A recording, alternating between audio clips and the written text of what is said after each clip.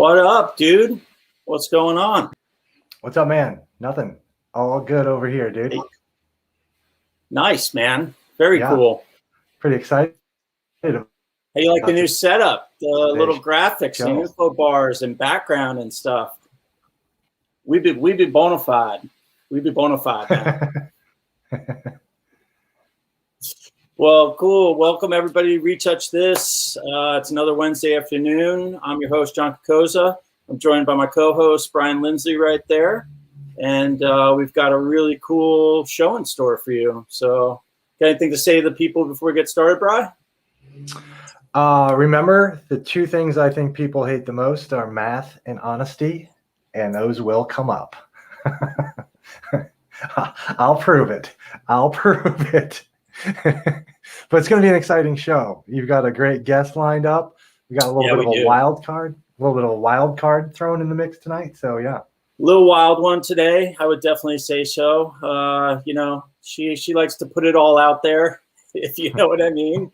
But it's going to be pretty fun. Well, real quick, so Retouch This, guys. If your first time joining us, we do this live stream every single Wednesday. I am a professional model photographer. And a lot of times I just have to sit here for hours on end and retouch photos of hot and beautiful women. It's a horrible job.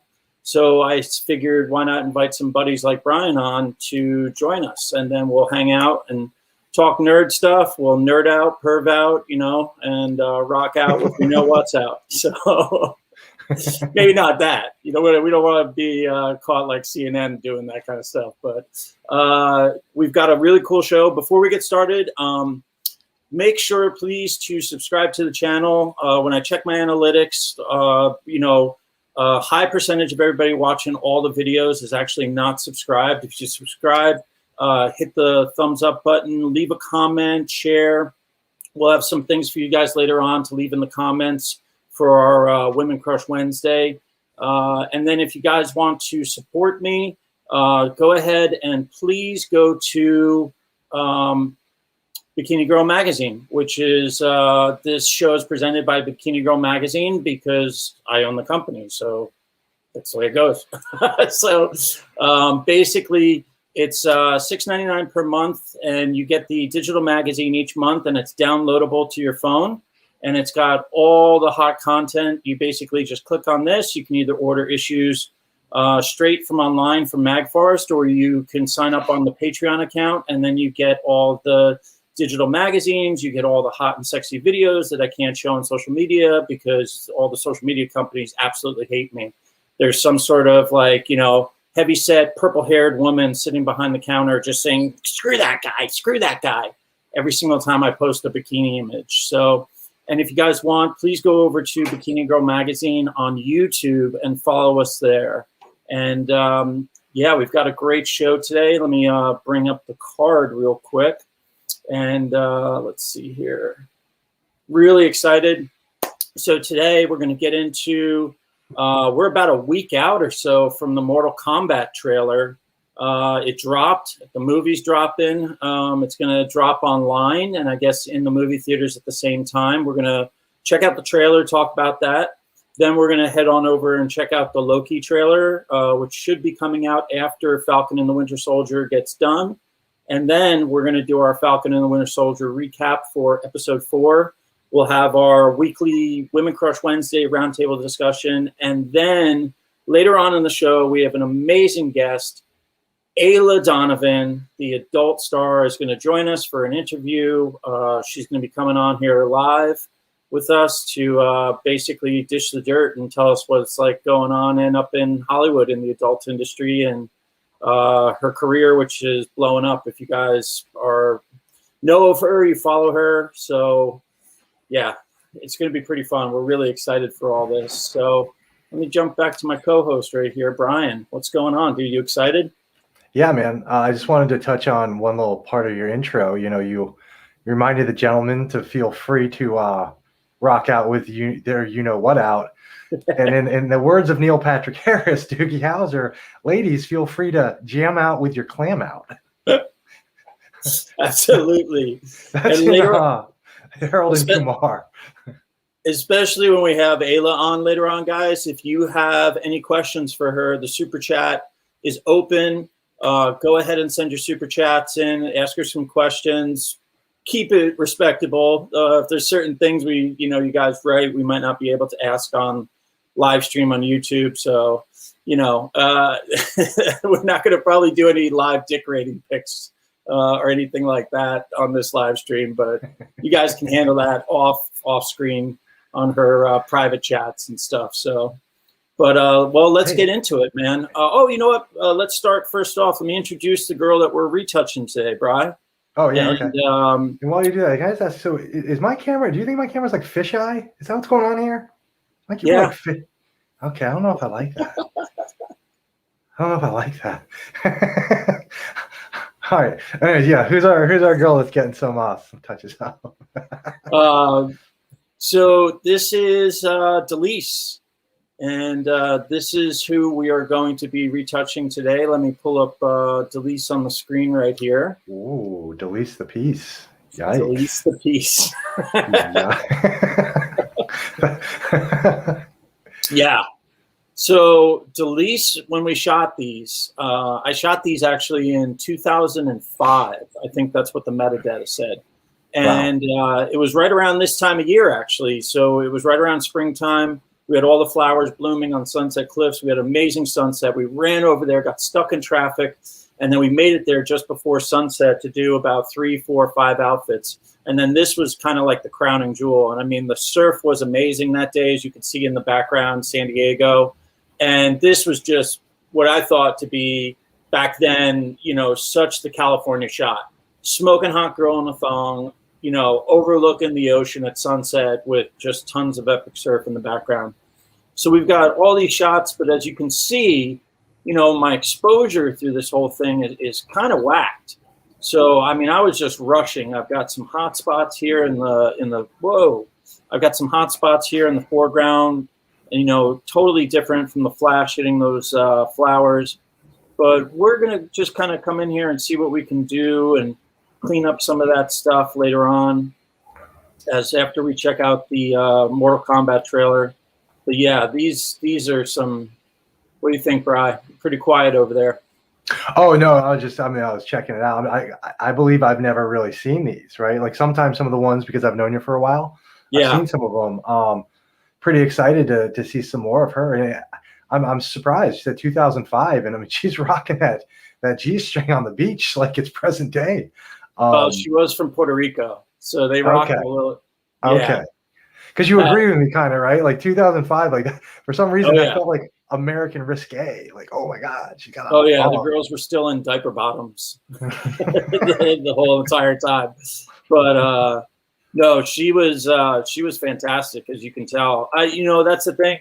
A lot of times back then, I would shoot stuff, and maybe I would only post like one image or use one image. And this is prior to really, I mean, we're talking MySpace days.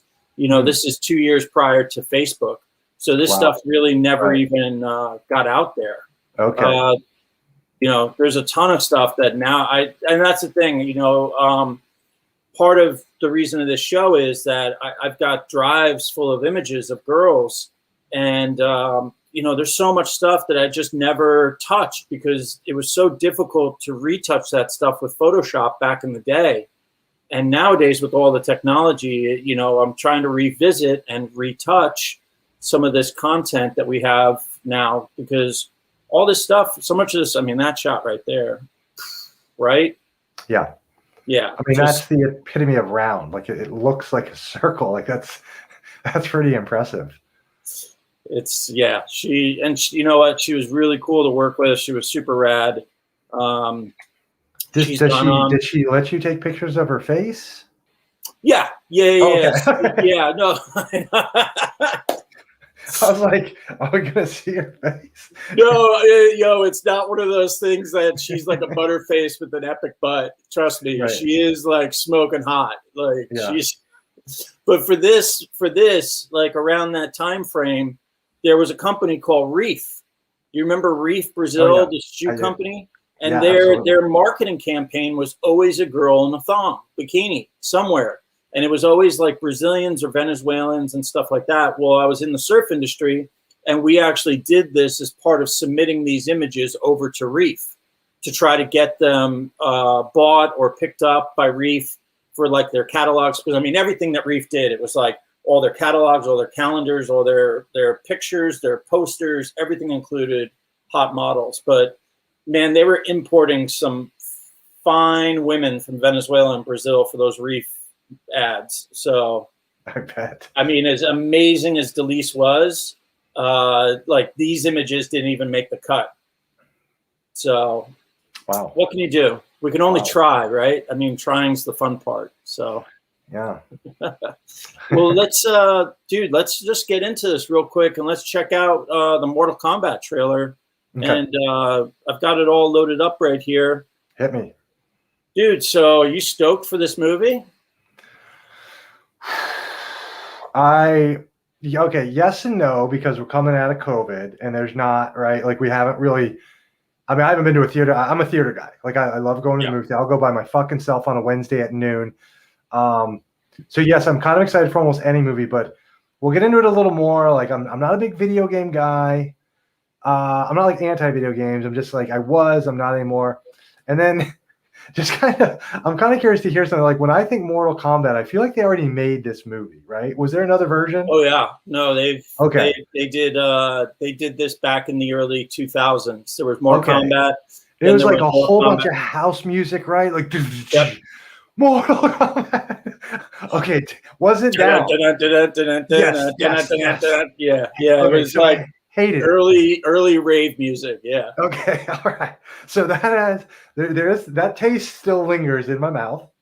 Yeah, they weren't that good. No. And at that time, like, okay, get into it. I'll tell you more about like my stupid reasoning on certain things. So okay. So here we go, guys. This is checking this out from I think the ING page. Here we go. First learned about this 7 years ago on a mission in Brazil to capture a wanted fugitive. When we got there, they tore through our unit in seconds.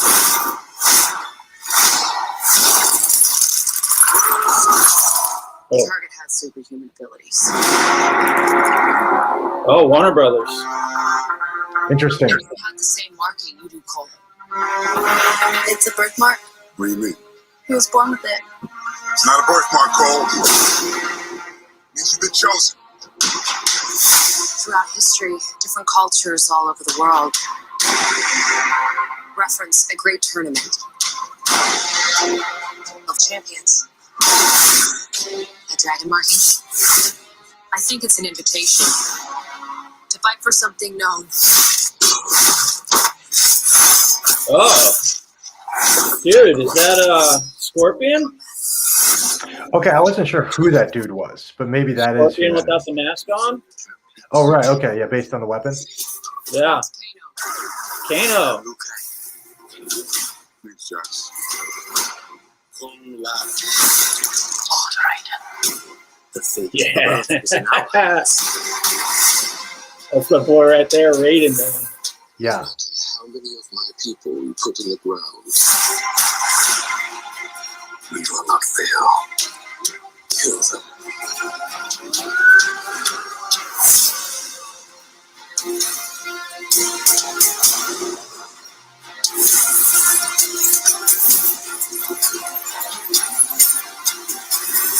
I am Sub-Zero.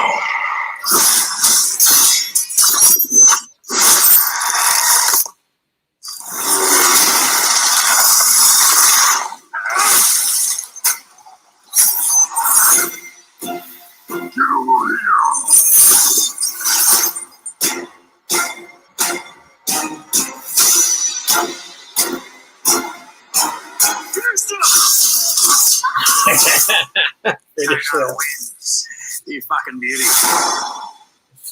Who's that last guy?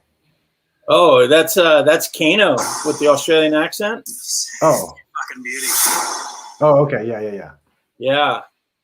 So where are we going to be able to see this, man? So holy cow, Max, April 16th. HBO Max, like this tomorrow. Yeah. Oh, So, no, it's Friday. right? Night, maybe Saturday 14th. What's today? Wednesday? Oh yeah, it is Friday night then. Yeah. Or 6th. No, it is. Yeah, Saturday. it is. Yeah. Holy cow. Wow. Okay. Dude, I'm kind of pumped. I'm not pumped. So here's my first thing, and I think this trailer answers my question, right? Like with video games, we've always got like, all right, are they going to straddle PG-13 and R, or are we getting right? Because think of these characters. Like, why the fuck make a movie with these guys without it being R-rated as far as how they're gonna, kill each other? Yeah, it totally. Feels like they're leaning R, like, right, with some of the way they're doing it. But that's always one of my questions. And then, back to like we were just briefly talking about when the other one came out. Like, I think around 2000 is where I kind of started bailing on video games. I was at some point. I just remember when the shooters came out, right? Like Bond and whatever. I was terrible. I was only good at the sports games. And then I don't know if Mortal Kombat had like a comeback, but I just assumed other games were kind of, taking over or like kind of replacing this with the same style. But as far as like kind of iconic video games and characters, clearly Sub-Zero. I think it looks like he's getting a nice bit of plug, right? Like Yeah. And I think that's very smart. I mean, very smart. And I am kind of curious if that dude, or if they're going to do that. First of all, let's hope Warner Brothers does well, right? Because they've been kind of taking a beating through the Justice League stuff and Green Lanterns, right? So let's hope that they don't totally fuck this up. But all in all, I'm excited. Yeah, I'll definitely watch it. I do have HBO Max, so yeah, that just gave me something to do in 2 days. So I'm actually pretty stoked about that. But I am one thing that always happens to me with these movies. You have that many characters. They're clearly picking one guy to kind of be like the lead, right? Yep. So with all the other characters, it's like, how much background do we really get? Because sometimes it bugs me when you get like one scene and you're supposed to be like, oh, that guy does all this stuff and this is where he's from. I kind of like the deep dive. So yeah, but all in all, like I think I only really even noticed that trailer the first time within the last month, and even then I was like, oh, okay, let's dig that. Let's see what's up. Mortal Kombat. So this film, it just hits me right here because I was like such a video game junkie growing. I mean, if I could have back all the quarters I spent on that arcade game and Mortal Kombat 2 arcade game on the Jersey Shore, the summers, let's just say I'd be a rich man now. But I just taken that and put it into Bitcoin or something like that, or anything, just not into that video game. So I absolutely used to love that game, used to love Street Fighter. So that I'm so interested because I was even though the 2000s ones were they're entertaining, right? The second one was pretty damn cheesy. Christopher Lambert as Raiden was awesome. I kind of like the casting on that. But recently there was released on Netflix, I think, an animated movie that was Mortal Kombat, and it was the story of Sub-Zero. So I'm wondering if they're taking that animated version and they're using that storyline to use it for this movie. If they're going to show, because apparently like Sub-Zero and Scorpion, when they were in real life, before they had died, they were from rival clans. So they were like mortal enemies. And there's something that, if I can remember correctly, I think Sub-Zero might have killed Scorpion's family and massacred his clan or something like that. So Sub-Zero does feel like, of all of them, like to kind of have the most evil background, right? Yeah. Yeah. Okay. I think so. Yeah. So, but they're both killers. So that's why they went and they're fighting on the dark side, the side of Shao Kahn, I think his name is. People in the comments. Is that Six Arm guy? No, that's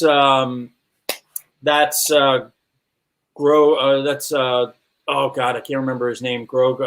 I wanted to say Grogu, but it ain't Grogu. It ain't Baby Yoda. It's like Goron or something, right? Goron, yeah, totally right. It's Goron. That's and he was like the prized fighter of Shao Kahn's army. So he was the one that they had to beat. But I agree with you. I was really disappointed, like when they took, G.I. Joe and what they did with it back in the day. It wasn't really that great of writing, but I don't know. The tones of this kind of look pretty dark, and it doesn't look too campy and comic booky. It looks like they're really going for the actual blood and gore and fighting. And your G.I. Joe reference, I think, is right on point. You're talking about the Channing Tatum G.I. Joes? Yeah. I mean, in here, so at where I am demographically, terrible. But again, those totally felt like they played PG-13 or down, right? Yep. Like, and I think, and it's like you're going to bring in The Rock, whatever, like the guys who are in that. Like, I mean, I think Bruce Willis was in the second one. I mean, like, I was like, oh, yep. Fuck yeah. But I agree with you, man. Like, at the end of the day, now, G.I. Joe was clearly for kids, right? Like, yes. that, like, clearly was. So I kind of get that. I think that's where, Mortal Kombat was straddling. But we'll see. I mean, we'll see. I mean, who knows? Maybe, it is a little gorier or whatever. But my main concern is going to be, like, what is the setup with the storyline? I feel like for them to really do it, it's going to have to be at least an hour 45 or 2 hours. If it's an hour and a half, I just feel like it's going to be too typical kind of studio kind of, driven storyline or whatever. That's not really what we're looking for. But either way, I will be watching. I'll probably watch it as soon as it's like literally when I see it on Max and I can click on it. So I did hear a rumor online on one of the channels about this, and basically they were saying that that they're already expecting this to be a hit. So what they did with this first one is the first one is more origin based. Like the first film is not based on the actual tournament. This first film is the lead up to the tournament. And everybody basically, like, we're learning all about all these characters. So basically, the director that they had got, I watched something on here. It was like a little clip that was released. And the director who did this movie is a lifelong Mortal Kombat fan, diehard. So that was like, he wanted to do this. Kind of like how Henry Cavill wanted to do The Witcher. Because he's a lifelong fan. So I think as part of this is that it is a two movie deal. That's big. That's big. Yeah. That makes a lot more. Because exactly, that's kind of what I was getting at. Like, are we really going to throw down with a tournament with all those dudes in an hour and a half? Like, at that point, I'm like, no. But yeah, if you're onto something there, that's smart. It's just too many characters. I mean, like, okay, so the perfect example, if we were going to do a corollary between two movies, right? So we look at Bloodsport, with Jean-Claude Van Damme. We would only be able to follow, in Bloodsport, we were only able to follow Jean-Claude Van Damme and then just one or two other characters. But there was all those other fighters in Bloodsport.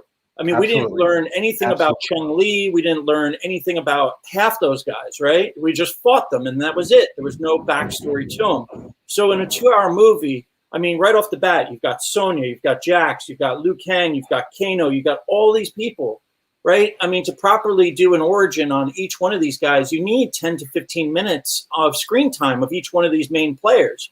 Plus, on top of that, the evil guy, what he's trying to set up, all the backstory. So I think actually the first movie is going to be them all meeting, training, leading up to this tournament, and then probably some sort of big cliffhanger. And then the second movie is going to come out, and then that'll be the actual tournament. I mean, that'd be the smart thing to do, because you leave everybody hanging, and it's like, well, I already just watched the first one. I got to see how this tournament ends, kind of thing. Yes.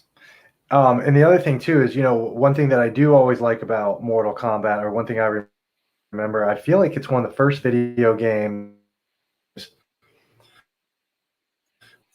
Well, ironically, was something I'm going to touch on / WWE was out, right? Like Mortal Kombat new level, right? Like we knew like in books, like certain people had certain powers, but there wasn't like the finishing move.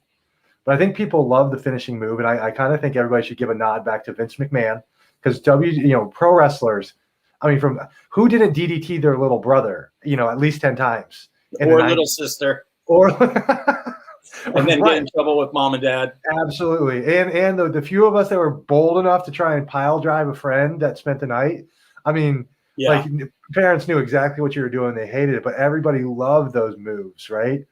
And I think that is one thing that people love about Mortal Kombat. They've got, I can't remember if I just said this, but the Sub-Zero stuff, if they're doing that with him, why can't they fucking work on Iceman for X-Men? Like Iceman, I think, is by far the most underused, right? He was awesome in the cartoon.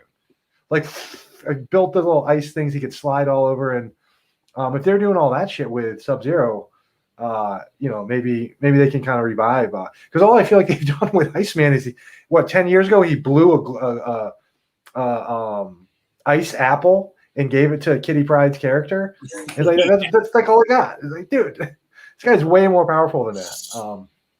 That was definitely budget. That's what that was budget with those guys with Iceman. But yeah, in the comics, man, Iceman was the shit, dude. The shit. I mean, that guy could rain ice, build ice walls, freeze people.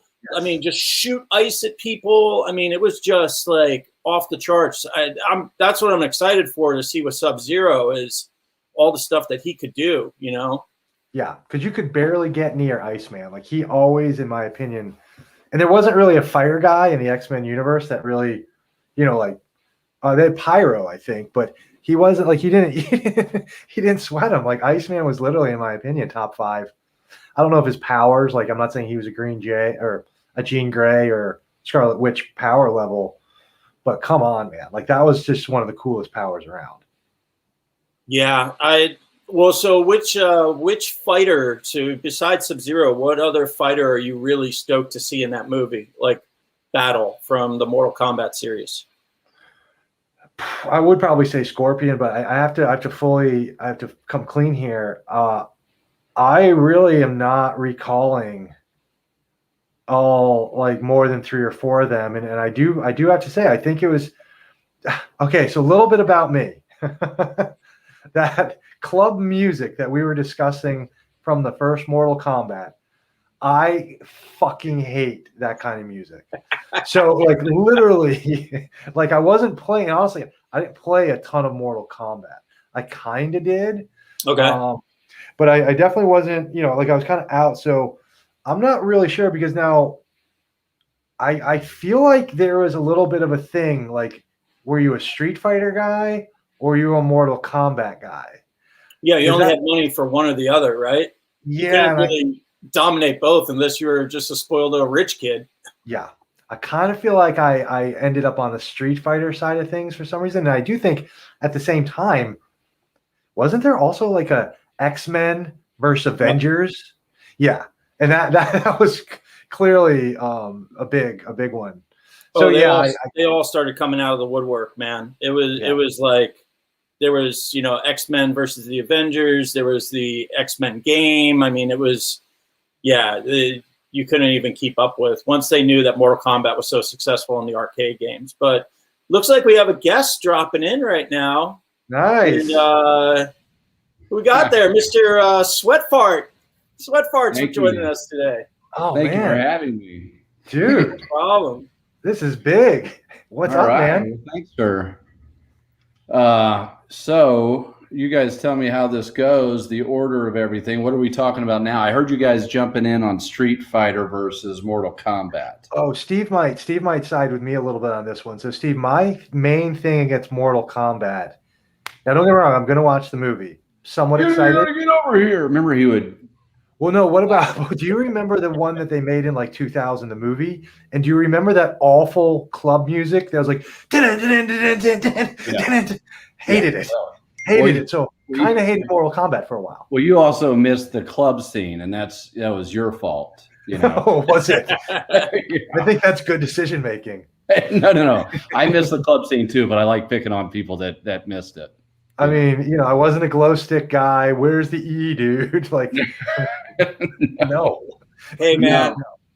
I'm not gonna lie, dude. If all I needed to do was twirl a couple glow sticks to get laid back then, I was all about it. I was like, yeah, okay, cool. Like, yeah, here we go. Let me just jump in here real quick. Street Fighter for me, Street Fighter had an element that I had never seen in a game before, where you could kick the shit out of your partner. So I would wait till we got to and I knew if I was playing with one of my real hardcore dork friends that was really into winning the game and going to the next levels. And then right when we were up against the biggest challenge, I would turn around and start whipping his ass, and he'd do it right at the very end. And it would and he'd flip out. Give me a name. Give me a name. Give me one. Just give me one. Chris Euler. Good. I know you were. Fuck that was what a baby cry that guy was. That guy.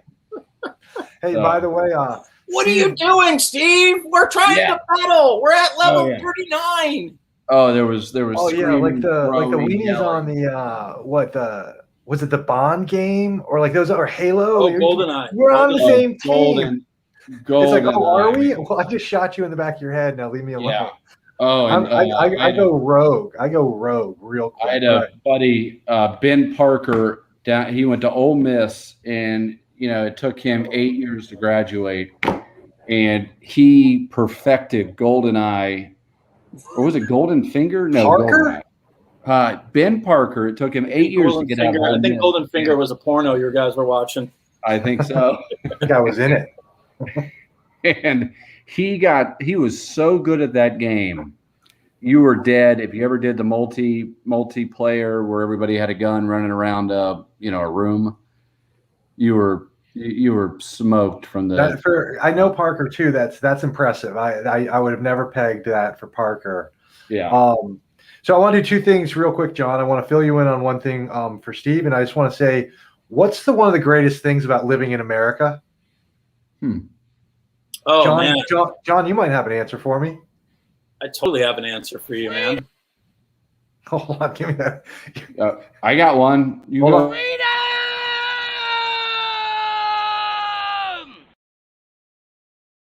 on. There you go. The second thing, John, does the name I was going to say napkins. If you ever travel over to Europe, they don't give you any damn napkins. What? No, they just give you almost like they give you this wax tissue paper at a McDonald's, one square, and I'm like, no, this is that. You asked what I loved about America, and I was about to say napkins. I like it. No, I don't recall. I don't have nearly as much European experience as you, but Spain, they seem to just use real napkins, no paper, everything's the fucking greatest dinner of your life. Yeah, they'll give you a towel. And then, John, just a quick note. I don't know if Steve had a chance. Oh, John, I'm going to send you. I'm going to text you a WCW real quick. I know we don't text a lot while we're doing this, but that'll be information you will need when we do WCW. Okay. Yeah. Send it over, man. Wait, so Steve, go. Fire at me. So basically, what we're doing is this is Delise, and the first part of the show, we go through, and I'm just going through and retouching images of. From my archives of modeling babes. These photos of Delise are from around 2005. Okay. We shot them here in San Diego, and that's what we're doing. So if you have any questions. All right, so what's her name? Delise. Okay, you said that. Now what? Delise the Peace. And you took these photos? I shot these photos in 2005 on a cliff in San Diego.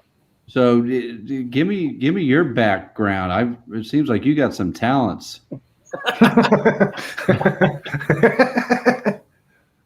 feel like you're trying to sniff the. I'm trying to get in. I'm trying to take a lukewarm bath with my boy here, Brian. If you would shut up.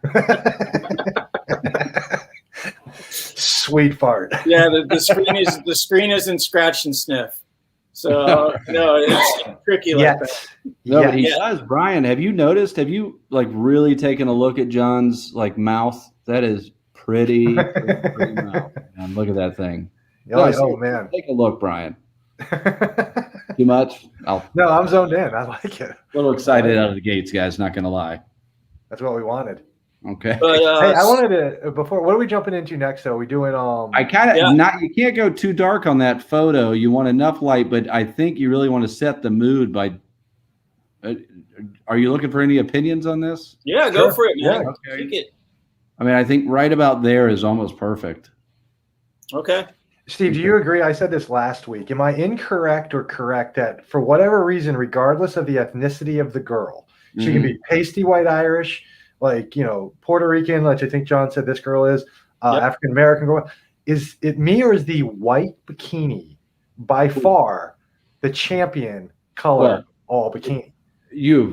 Well, first off, you have to have not nuts, but you got to have huge confidence to pull off white. Like chicks that wear white, and they're throwing confidence. But if they nail it right, like the white bikini, I just think is untouchable if it's done right. Oh yeah. Okay.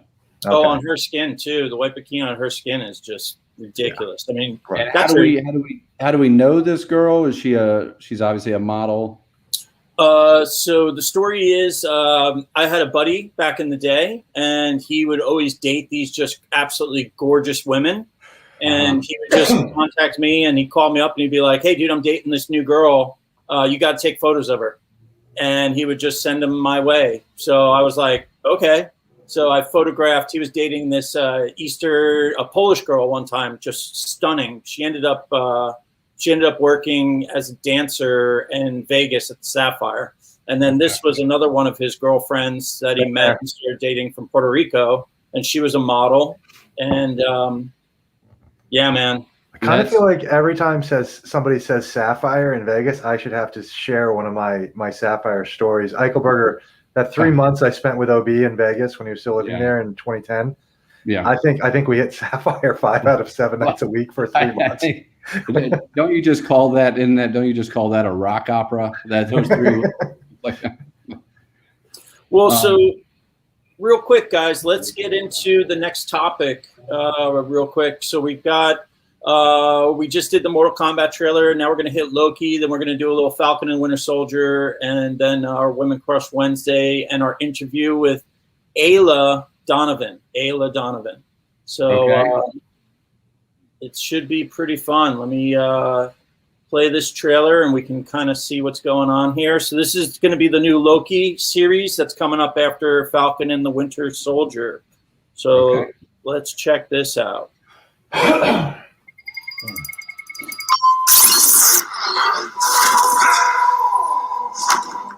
I know what this place is. The timekeepers have built quite the circus. And I see the clowns are playing their parts to perfection. Big metaphor guy. I love it. Makes you sound super smart. I am smart. I know. Okay.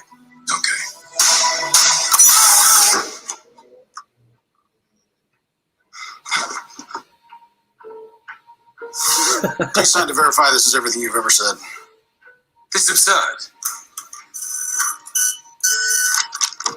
Sign this too.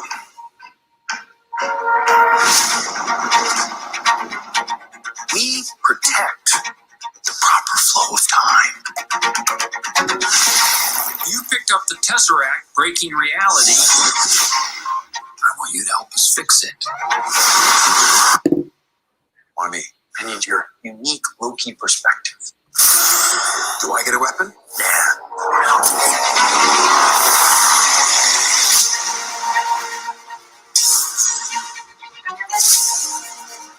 Believe in this Loki variant. Luckily, he believes in himself enough for the both of us. It is adorable that you think you could possibly manipulate me. I'm 10 steps ahead of you. You're not big on trust, are you? You can trust me. Loki, I've studied almost every moment of your entire life. You've literally stabbed people in the back like 50 times. I'd never do it again.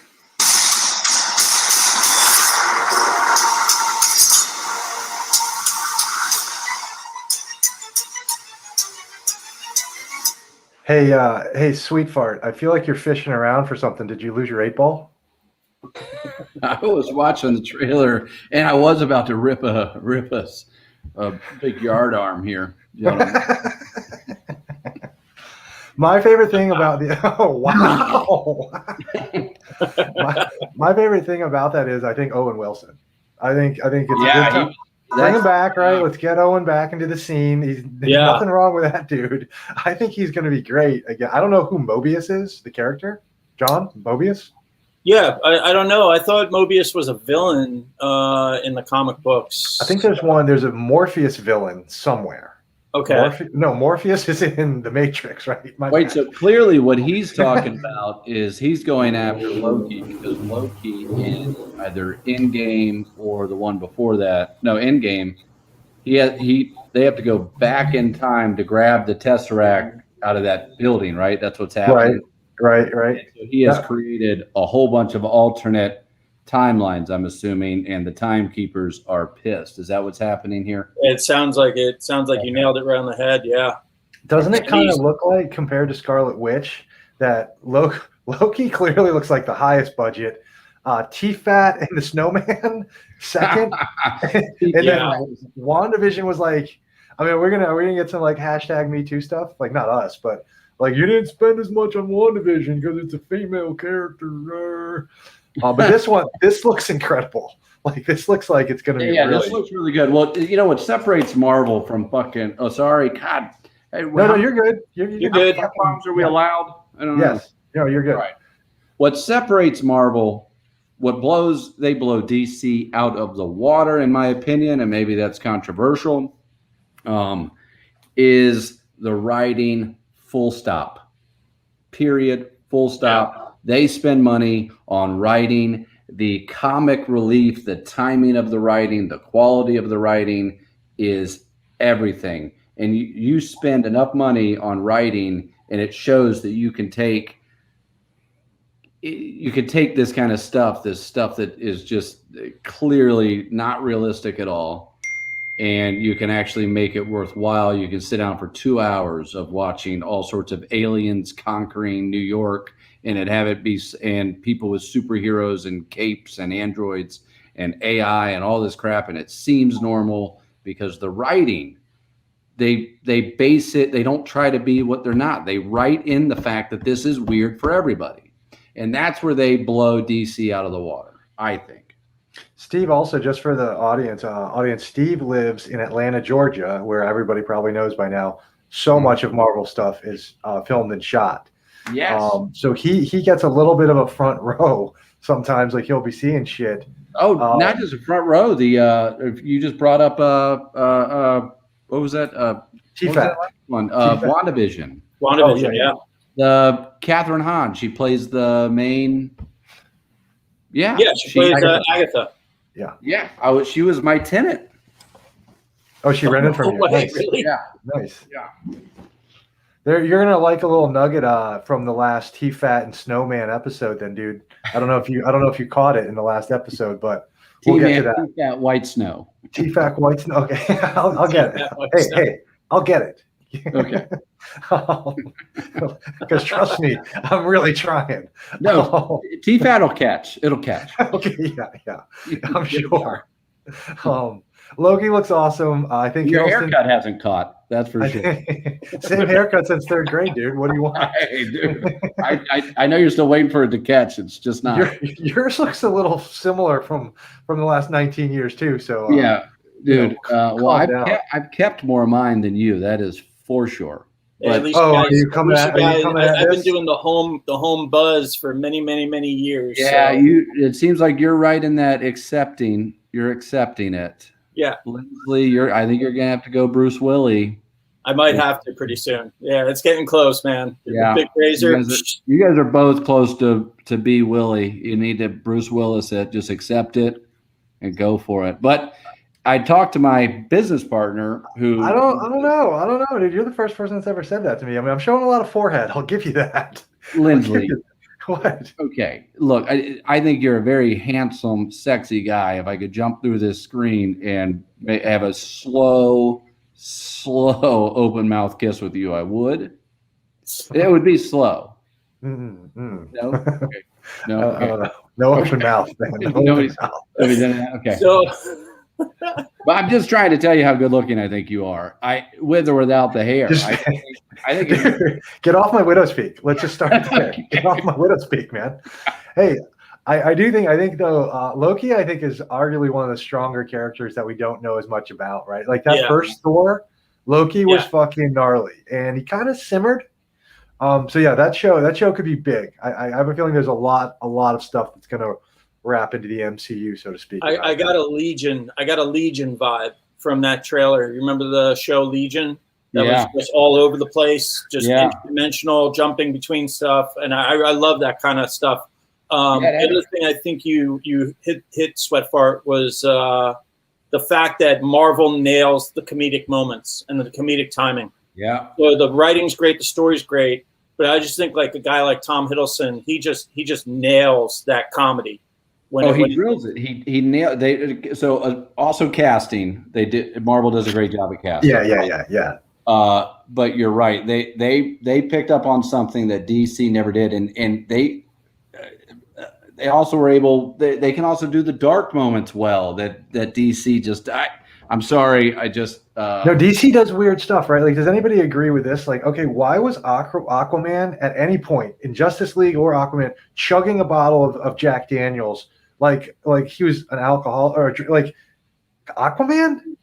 Like it was just a weird choice. I don't need him chugging whiskey to prove anything. So here's a prime example. You ready? All right. Trying to play off of Aquaman be, kind of hung out to dry and he's a drunk in a bar, right? But then you go look at how they handled Thor in that second to last one where they come find Thor and he's fat and drunk and strung out, right? Sure. There. If you want to do that, you nail it. It's hysterical. That's how they did it. But I don't know. I could talk for a long time about how I think Marvel has just bent DC over a barrel. I mean, I think Chris Pratt's character alone proves it. Pratt with Thor, when they were trying, it was very short, and Pratt was pretending to do the voice too, and that kind of stuff. Do I have Coke in my nose? What's up? Oh, you wake up! All right. Yeah, I'm looking forward to Guardians of the Galaxy Part 3. I just want to see that comedic element that's going to happen between Rocket, Thor, and Star-Lord, going back and forth with each other constantly. And then you have Drax who'll just chime in anytime, But I'm excited for Loki, man. I can't wait to see this. Hey, how easy a gig did Bradley Cooper, who of all people didn't need an easy gig, get with landing Rocket Raccoon? He's gonna make. He does nothing. He sits there and does the voice. I never even knew that was him. It didn't even sound. I mean, he's gonna make so much money for just the reason. My guess is he's being paid just as much as the on screen. He might get more, dude. That's Bradley fucking Cooper. He might be like, hey man, B Coops. Okay. Yeah, that's fantastic. That guy's kind of top of the mountain right now. Like last 3 years, does anybody like B Coops in the movie? I'm going. Everybody agree? Hot, pretty much. On the chest if he wanted. Oh man, yeah. People can throw stuff at me while he's doing it. Is that called a Pittsburgh platter? What's that called? Steamer? Cleveland steamer? No, there's the one where they shit on a piece of glass, like a glass table above you, and isn't that the Pittsburgh platter? I don't know, but Tracy Morgan has an interview where he describes that in detail, where he does that. So look up Tracy Morgan talking about duking on coffee tables, and I think you'll get your answer. Speaking of dukes, by the way, can I just say a little side note? I think Steve might appreciate this. Man, I think you found that aider. Yeah. So I just keep waking myself up here with some. Dude, I took a Duke today, and I'll be brief with this, but you remember when they describe how the Titanic went down like in the water and was kind of bobbing until the top end like broke off? Yeah. Like I kind of had one of those. I had to kind of rise up on the top of the like heels off the ground. I mean, I felt like this thing might have been over 8 or 9 inches. It hit dry land first, if you know what I mean. You put it up on the beach. We call that laying one up on the beach. Okay, yeah, or dry land, so to speak. But yeah. And then so as I felt, the dismount, from when things pinched it off, I swear to Christ, part of it like broke off, hit the water, and dragged the rest of it into the deep. So you're like Moses throwing the tablets into the sea, basically. Yeah, I mean, I haven't really outlined a Duke like that in a while, but I felt this was an appropriate audience. When I had real quick sidebar, sure, segue. When I had shoulder surgery and I had to take I had gnarly shoulder surgery and I had to take those the pain medication, and that stuff makes you pretty constipated. Oh, did not know. No, I mean, really bad. Like I was bricked up for a few days, and I finally threw out it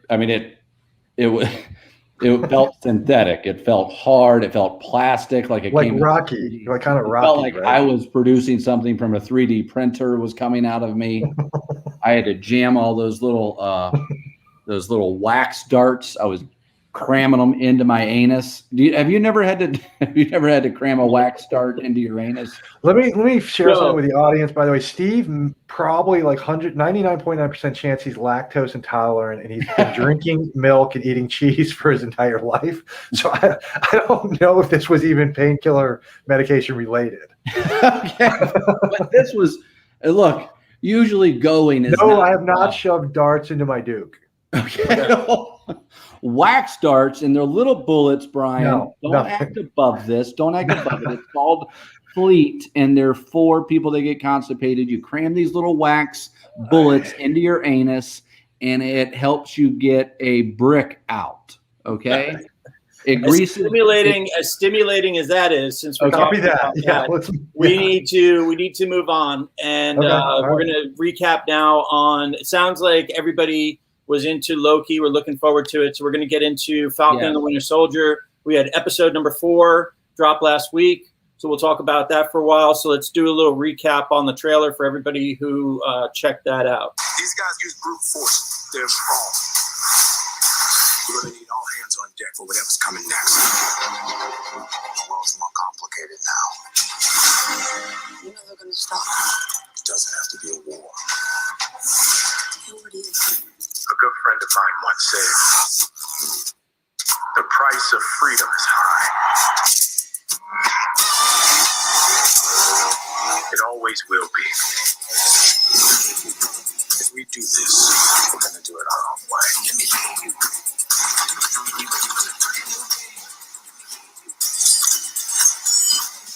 Why didn't you use the metal arm? I don't always think of it immediately. Right-handed.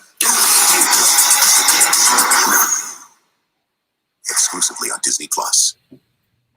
Very cool. The actual interesting thing is that a lot of that footage wasn't actually in. Don't forget to like and subscribe. This past week's episode. I think that's some of the stuff from next week. But so an interesting thing about Falcon and Winter Soldier was that a bunch of articles just recently came out online. I guess there was some leaked news to Doomcock on the Overlord DVD channel, who gets a lot of really solid leaks, basically. Like he got the Rise of Skywalker script, 6 months before it dropped in theaters.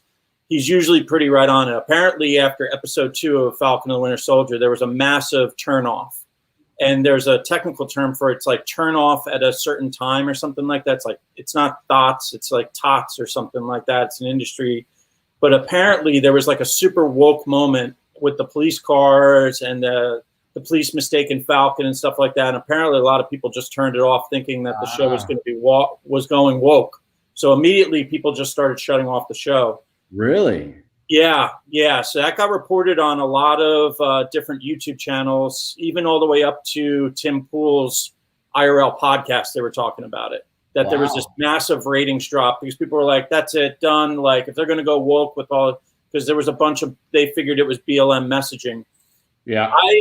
I had this epiphany in this last episode, because this last episode I thought was fantastic. I thought it was the strongest one so far. There was a lot going on. and it was almost like an hour-long movie.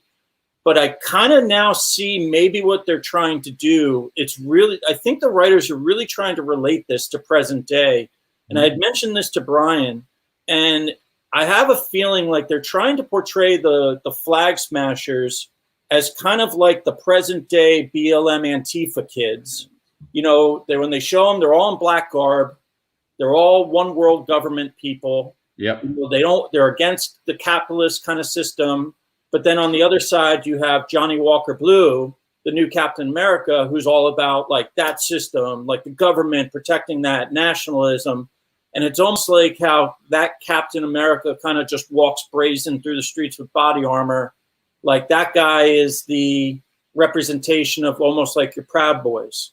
So then you have the two extremes on both sides. You have the Flag Smashers, then you have these guys on one side. And in the middle we have Winter Soldier, Falcon, and Zemo. Yeah. And Falcon is like, I support what you guys are doing with Flag Smashers, but you're doing it in the wrong way.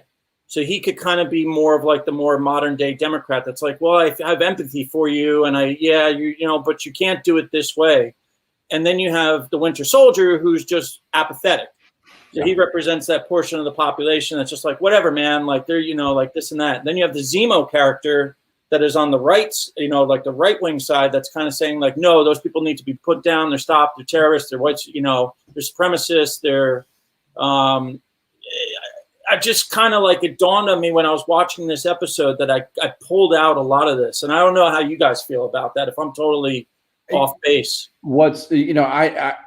I obviously don't dive. I'm not into the. I don't get in on the online stuff, but I totally, when I watched the episode and I saw the cops pull up, it's funny that it's interesting that you're just telling me this, that all these viewers turned off, because right when I saw it, I was like, oh boy, I felt like there was some messaging. And before they even went into Isaiah's house, I believe it was, you remember the two kids, African-American kids on the street, and they called him, Black Falcon. He said, it's just Falcon, and so there was like a little preemptive before they go into Isaiah's house. Then there's the police thing on the outside.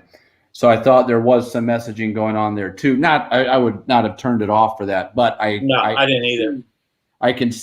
That's very interesting. I did not even think of it that way. That's kind of. John, did you reference an online guy named Doomcock? Doomcock. Was that Doomcock? Okay, I did catch that. Okay, Doomcock. Yeah. That's phenomenal. That's phenomenal. I will be Googling that later. Dictor Van Doomcock. Victor. Yeah. Dictor Van Doomcock. He broadcasts from the center of the earth before he takes over the planet. That guy keeps Asian hookers in his trunk for the weekend. So he doesn't have to go get them. He's like, no. I already got Which part? Are they cut off?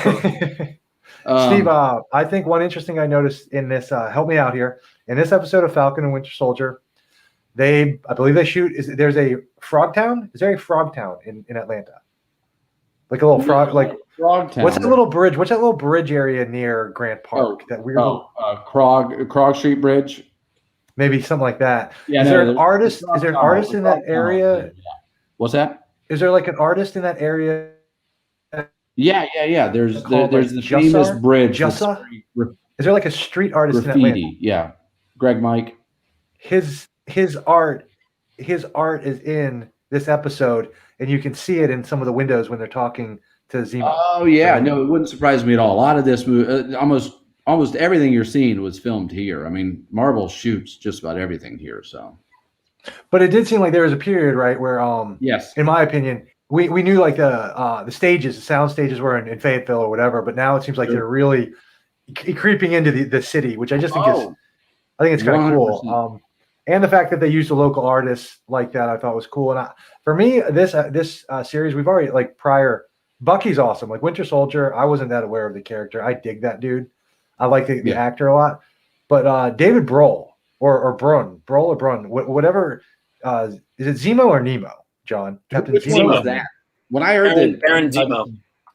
Baron Zemo. He is amazing, obviously. What character? Baron Zemo. He's like the guy in Avengers: Age of Ultron whose family had gotten crushed. Yeah. Okay. He's the dude in Inglourious. What I'm getting at, he's the dude in Inglourious Bastards. Like he's like on par with how good Christopher Waltz is. I just think the guy's fucking amazing. Basically, is what I'm getting at. Like he really does it for the show. Well, I mean, I do like everybody in the show, but he's awesome. You know, I don't know how much longer we're going to talk about the subject, but I've got I got a lot to say.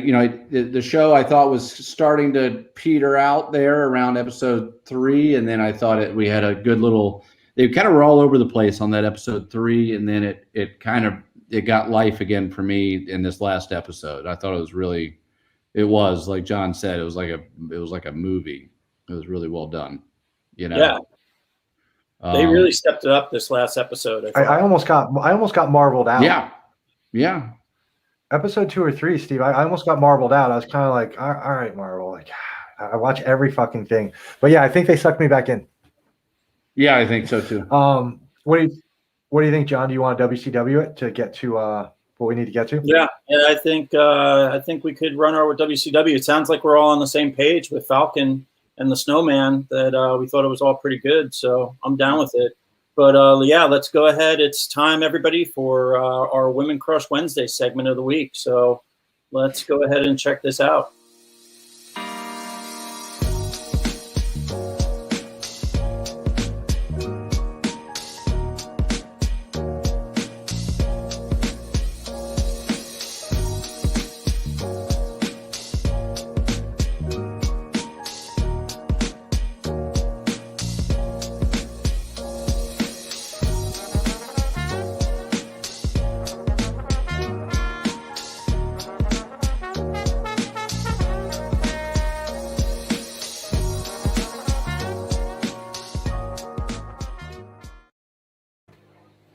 All right, man. This is Women Crush Wednesday segment for the week. This is a roundtable. So all three of us are going to pick basically our favorite women of the week.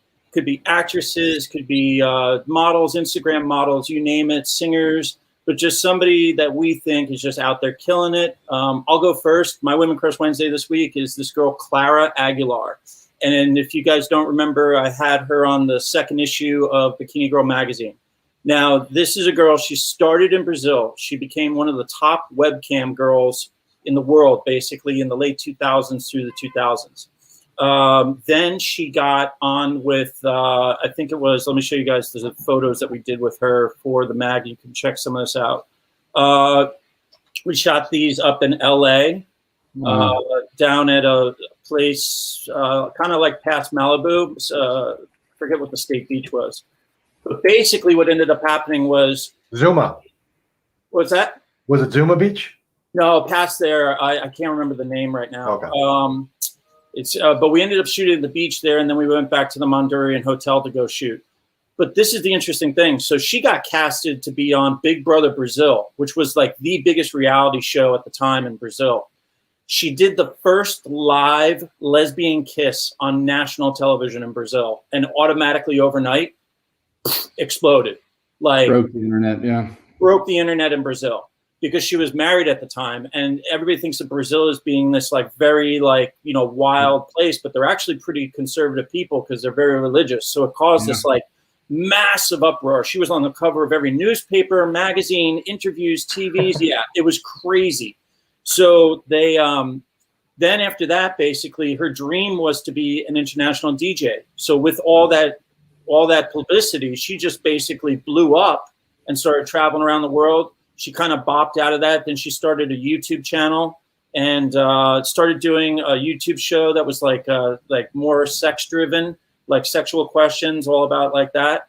And now she's back. She's got OnlyFans. She's back on the web, you know, doing stuff. And dude, she just kills it. This is, I mean, she's got like her name is actually Clara. She got on Instagram the handle Clara. That's how, I mean, she was on Instagram at the beginning of this whole thing. So that's my Women Crush Wednesday for the week. Got it. I dig it. And I don't want to take anything away from her, but I just got to touch on DJs. That's not a job. It's not a career. Like, hey DJs, fuck you. Hey. John, are you into the tats? Yeah, I like tats. Yeah, I have none. That's why I like them on chicks. They I don't have any either, but I've always I have no problem with them. None. Well, why don't we go to your girl right here? What's that? We go to your girl right here, Steve. Okay. I'd like to go ahead and throw her up there. I want to talk. That's a winner right there, man. Now I've heard. Now I cannot speak to her as a person. I heard she's got a reality show coming out with Christian McCaffrey. The Linsley will be able to speak to this. He is the tailback for what, the Panthers? Do they even call them tailbacks anymore? Brian? It looks like Brian froze. She was too hot. There we go. First of all, do you need to go take a? You need to go take a. No, I'm good. My only. I need to break after that one. Yeah, I have to say she's concerning me a little bit. So I believe 2 years ago, I think it was Steve. I sent Steve a text. Sweat you're the one that introduced me to her. Yeah, Steve was about to name a daughter, and he was like, "What do you think of name Olivia?" And I was like, "Man, you got Wilde and Cooper. That's a lot to live up to." And he was like, he knew exactly what I meant by Olivia Wilde. He's like, "Who's Olivia Culpo?" And I mean, I think I sent him one pic, and that's all it took. And it was just like, holy fuck. Plus, she is from the upper Northeast. I want to say Rhode fucking Island, which is just kind of surprising. But John and I are East Coast, Northeast Coast guys originally. But it's concerning me, dude. I feel like she's kind of going too Kardashian. Yes. It's bothering the fucking shit out of me, dude. She blows them out of the fucking water. Why you would do that, I don't get. It's basically it's in her DNA, and that's where she's it's her age, right? It's her demographic. She's so young. I think she's about to get a reality show, and I saw just little clips of them online, and she's total Kardashian. It's so annoying. It's ruining. She's ruining herself. It's driving me nuts. Threw this girl up as my first WCW. It's a solid pick, though. It was already in, but I really was going to go towards Eliza Gonzalez or Ana de Armas. Those are my. The only reason we did the Eliza. What was the first one you said? Eliza Gonzalez. She was in Baby Driver. Now she's in Kong vs. Godzilla. We talked about her. We touched on her. We talked about her too. Yeah. The Mexican actress. Yeah, yes. We were all bummed that she died in Kong vs. Godzilla. It was like if anybody could have kind of lived on, kill the old man. She showed up at some award show. She came flying onto the scene in Baby Driver. That was the first time I had seen her, and it was like, whoa. And then she showed up at an award show wearing something yellow. I just remember, and everybody was like, "Just stupid hot." Is So I should have gone with her, but I just wanted to go ahead. I think my daughter was named after this girl. We named our daughter Olivia. Also, Coppola Sports Illustrated swimsuit picks from last summer. It's stupid. It's stupid. Anyways, looks like we're moving on. We're moving on to Brian. Brian, tell us about your girl this week. Oh yeah. So I'm throwing it back a little bit, and I'll give you an explanation as why. Jamie Presley, right? It's always been super tight. There's never been a question about this girl. And what I always thought was really interesting is, or something I guess the immature, because I'm extremely lacking in the maturity level or area, but I mean, I believe was in Poison Ivy or Poison Ivy 2. I mean, she's going down on Viper, bro. She's 40. She's got to be 45. Let's not do that. Let's not toss that around on her. No, it's a compliment. That's a I know. I'm just saying. I don't know if she cares, but yeah, I still think she's smoking hot. In the I was watching Not Another Teen Movie the other day. She's the best part of the fucking movie, and she's so fucking hot. And then I was thinking about it, her doppelganger. How crazy? Do we agree her doppelganger is Harley Quinn, Margot Robbie? Oh yeah. Oh yeah. 100%. Right? That's stupid. If those two chicks, say we were making a movie and we were casting, Yeah. And they come in. Like, don't you automatically expect, I guess the character's going to have a twin. Yeah. But I've heard the only way that you Are can we tell. talking girl movie, or are we talking Hollywood movie? I didn't even think girl. I was thinking But Hollywood. the Like, second it's just so Margot much. Robbie- You the just put second something out Margot there, Robbie- the doppelgangers getting together. I mean, Yeah. worlds collide, Jerry. Well, and The second Margot Robbie walks in with that British accent, though, winner, chicken dinner. Well, now from what Yeah. I think, if I'm correct here, I'm pretty sure if they were both completely naked, there's only one way to tell them apart, and that's because Jamie's clitoris is a little shorter and thicker, while Margot's is a little longer and more slender. 100%. And you and I, we won't discuss how we know that, but we do. Right. I mean, Yeah. I've been accused of being a click commander in the past. Yeah. And I am the click commander. No, and we were there that Captain night. I thought that was a Clint video Torres. game in the 80s. Yeah, and it was a special night, Brian. That was a good night. I wanted to say this, my honorable mention, I almost went chili from TLC. So I was feeling a little throwback today. Wow. But Jamie Presley, That's a way throwback. yeah. But Jamie Guys, Presley for me is like, yeah. And I almost went with this 65-year-old nerd woman who runs a investment fund. So Save it for next week. yeah. Save her for next week. I like the sounds of it. So- I like the sounds of it. So what I need everybody out there to do is for Women Crush Wednesday, go ahead and leave in the comments section who your guys' favorite is out of this pick. Is it Clara? Is it Olivia Culpo? Or is it Jamie Presley this week? So guys, in the comments down below, go ahead and leave that. And it looks like we have somebody waiting in a green room for us. So we are going to run a little commercial, and we'll come back with Aila Donovan for a little interview with In the house. Aila this week. Thanks for checking out this video, everyone. Did you know that for the price of a 6-pack of beer, that you can get Bikini Girl magazine each month? That's right. You get the digital magazine downloadable to your phone or your desktop, as well as all the smoking hot, uncensored content from the shoots that I can't show on social media.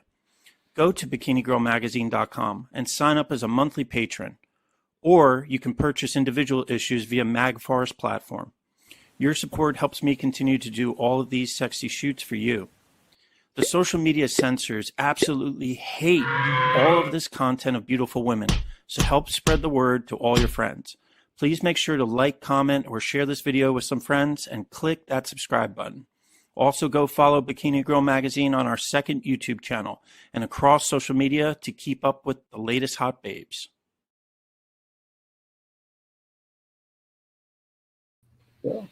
And we are back. And we've added some beauty to this ugly array of guys right here. It's not so bad. We just upgraded Hey, big there time. you go. See, Hi, here you Ava. go. Sweat fart, take off your shirt. It's not so bad. Yeah. Oh, he went for it. Well, he will. How's it going, Oh, I guys? did. Good. Hi Thanks there. for joining us. No problem. Thanks for having me. You're in Hollywood? I am in the Valley, North Hills. I'm in Hollywood. Nice. You're not too far Yeah. away. Little No, neighbors, no. North Hills. I am far away. I'm in Atlanta. You are far, far away. You're far away, yeah. But I'm in San Diego, and that's where me and Aila actually met each other years ago. And Yes. down here in San Diego, same town that me and Brian met each other. PB? We talking PB? PB. Where Yeah. else? Very nice. So if anybody doesn't know, pretty much PB is like Pacific Beach, San Diego. When you're just moving to San Diego and you're looking to party and have fun, Pacific wow. Beach is where you move to.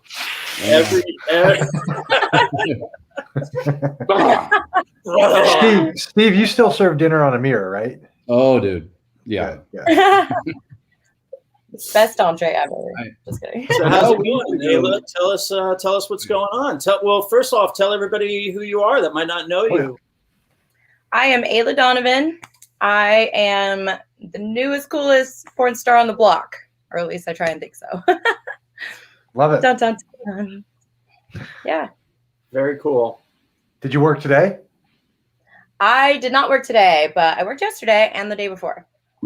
Very nice. How often do you work? Honestly, it varies. I have no rhyme or reason to my schedule. I can get a call the day before or the day of, and they're like, hey, booked you. You got this scene. Go.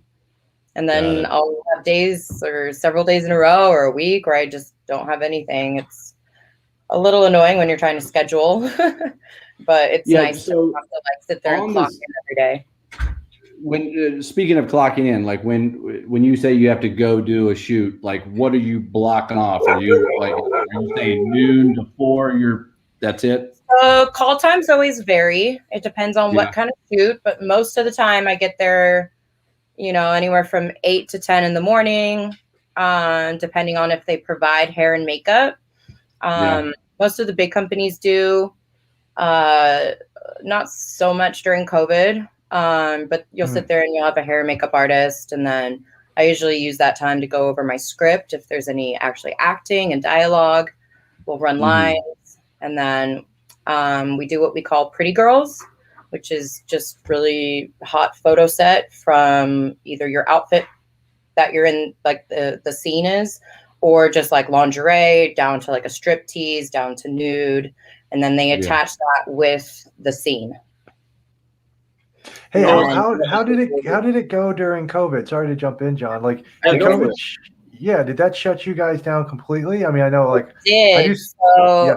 Oddly enough, my first 4 scenes were the 4 days before the whole industry got shut down. That was back in March of 2020. So I did 4 scenes, like ready to ramp up. Mark Spiegler, one of the best agents in the entire business for girls, literally scooped me up and had like 2 weeks worth of work booked for me, and the whole industry shut down. Oh, geez. I started with a bang, and then I was like, and shit, now you have 6 months to forget who I am. You were a tiger for 30 seconds, basically? For 30 seconds, yes. 30 seconds. Yeah. And none of those scenes got released until after the industry started to shoot again. So it really was like I didn't start until about July. And John, you asked. I have several questions, but John, you go if you got stuff to say. No, go for it, buddy. So I had some just very general questions. Is it set up like when you sign a contract to do a scene, a movie, is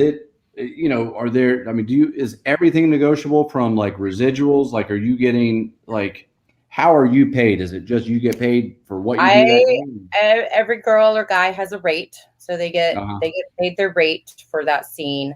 We do not have rights to any of the content, which sucks, but obviously like it's for these companies. That's why you get paid. Some of the companies now, such as Naughty America, they do give incentives for people who they give you a personal link. And anyone that signs up to their site through your link, you get paid out from that. I don't push that so much. Like I advertise when my scenes come out, I retweet, I post, I do all that good stuff, but I don't really push for sales for them. Like if I'm going to push for sales, it's going to be for my own OnlyFans and stuff and my own subscription sites and whatnot. But I do throw it in there when a new scene drops so that they can go look at it and also sign it. Like they do that, but you don't get residuals. Can you request to get paid in crypto? That's a good question. I don't know. I have to ask.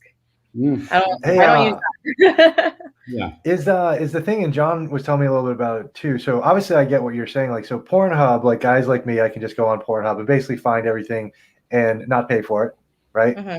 But is that new? What is it? Models Live? Or what's the new thing that's kind of on Pornhub? Is that helping you guys? Model Hub. So, is that helping you guys? Like, yeah. So it's kind of like OnlyFans, where it's subscription based, and you put up your own content on there, and then there's 2 different ways they can do it. They have subscription based, and then they have almost like a clip store, so you can upload your stuff both ways, so people can either subscribe and see what you post all the time, or they can just pick and choose what they want from your clip store. That's good, because I mean, full disclosure, if I had a quarter for every time I've watched a different porn scene for free, I mean, There'd be a mansion I'd be in right now. Yeah, Pornhub is great too because you do, like, if you search Aila Donovan, all of my studio work that has been put on there, you can obviously watch for free.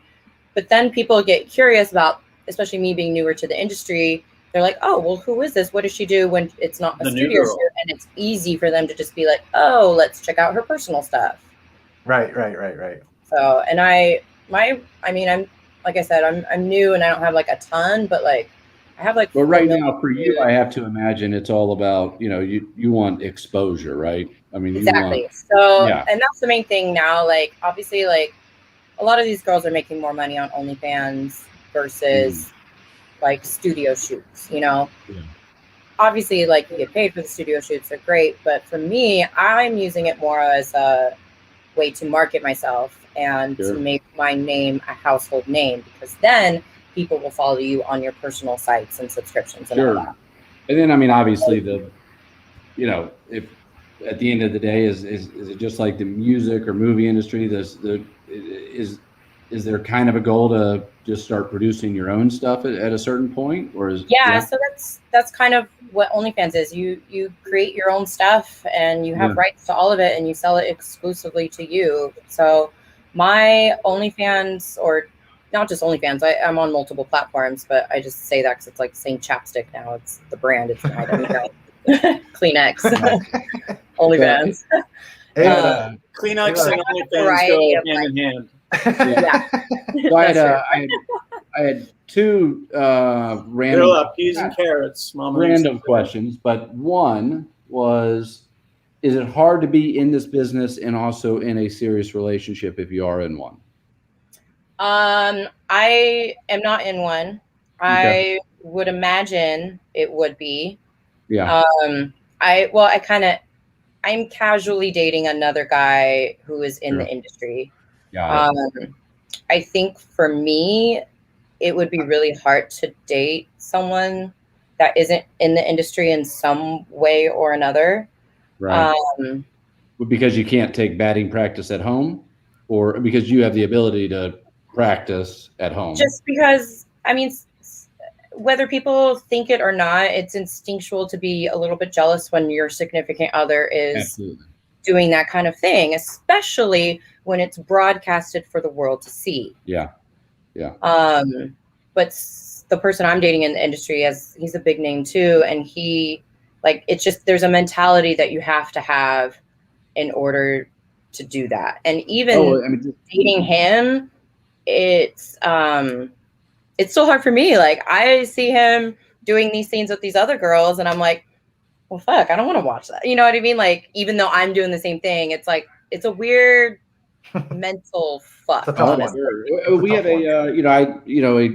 friend of ours and kind of a neighbor around here. She's an actress and she gets some roles, and I think she has to have some scenes with other guys sometimes, and I'm good friends with her boyfriend, and while he tries to, you say things like, it's part of the deal, it's part of the thing. I you can just tell when the person is jealousy's a bitch, Yeah. But that being said, surprisingly, a lot of the girls that I've met and worked with, a lot of them are married. Yeah. A lot of them are married to guys that are not in the industry either.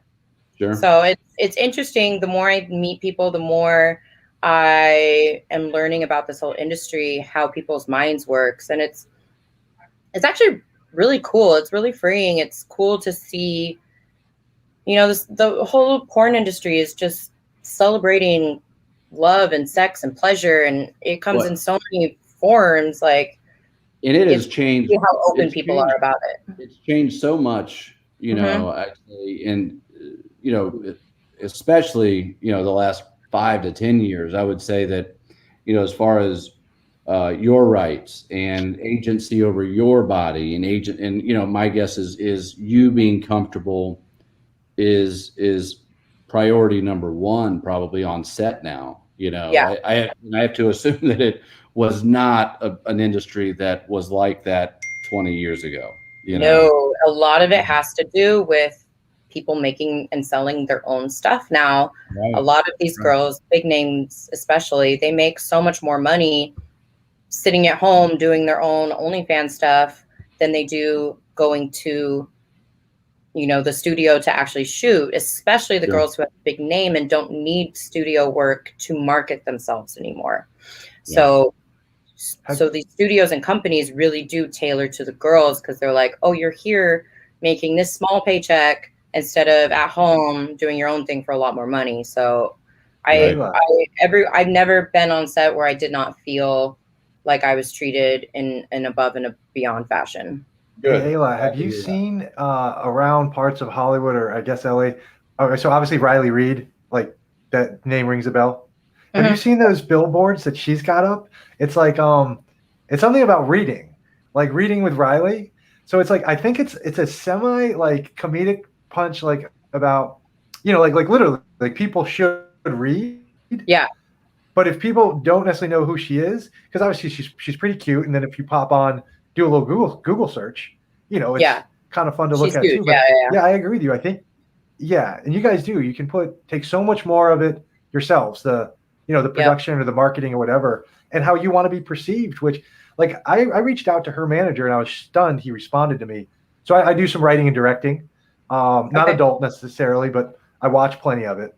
But anyways, we wanted something comedic, and we were trying to pull in somebody because it was also somewhat sexual, right? It wasn't like, and we were like, what if we tried a porn star or whatever? And I reached out and just sent the guy an email. It didn't come to fruition, but he definitely hit me back. He's like, possibly. She loves comedy. You're not asking her to do her normal thing. But and I knew going in, obviously, like, wasn't asking her to do anything for free. But I just think it's very different. Yeah, you guys, empowering, I guess, you know? Yes. And a lot of these girls, some of them who started in porn became such a big name or have such a big following that they're doing their own thing and making their own money, and they're not even in porn anymore. They use that as a stepping stool to get their audience to be able to do whatever it is that they're doing now. Which and fashion, things like that. Brian, don't try to hide from your fantastic sex scene that you had one time. You did. Don't let them hide from it. Yeah, if you're familiar with a Cinemax show, and it was a legitimate show with it was called Masters of Sex with Michael. I actually started to watch that. I only watched a couple episodes, but I know as an actor, one of my first it was a character. I mean, it was a credited role or whatever, but I was, because on that show it's masters, those doctors are watching people having sex like as couples. So I had to have sex with my wife, and I did. I felt great about it. Steve said it looked great. Steve said it looked great. So I film it. I show it to everybody I know. I do. Here's a question I had. What is the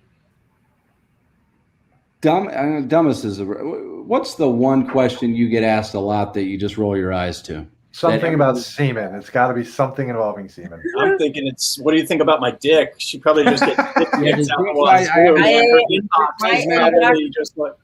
my inbox is flooded with people wanting dick ratings. Shut the fuck, really? For real. No, dude. seriously. So I was gonna ask, like, one of the reasons on Twitter, it doesn't even like open it unless I click on it. But it's honestly, it's a stream of income when you do it on OnlyFans. So I just redirect them to OnlyFans, and then I be like, I'll give you dick rating, but come here. Don't we all know that old answer? Like I know the answer to that myself. Like I don't. I mean, it's great, I guess, if I got to, but I know the answer. Validation to hear it from a porn star, from someone that's idolized in the sex world. Is it weird that you're a dick appraiser, basically? Is it weird that my dick has an elbow? No, but so my I guess one of the questions I was going to ask, but I was like, I bet she gets asked this all the time. One of them was, ask away. If you had to give it a percentage of number of times you actually got off versus faked. Oh, great question. And honestly, I hear all different kinds of answers from girls in the industry, which is really interesting. I have a hard time coming during sex. Like Yeah. I am clit stimulated, not really internal. I love Same here. but like Same I'll here. get I do it. So it's hard, and like it's interesting too, because like when you're on set, obviously like you're there to perform, not get off. Yeah. You get off, cool, Oh, that's right, an awesome right, bonus. right. But there's so much more to it than people realize on the other side of the screen. Like you're pausing, you are making sure when you're positioned, like any position we do, I swear to God, my body does not bend that way naturally. Right.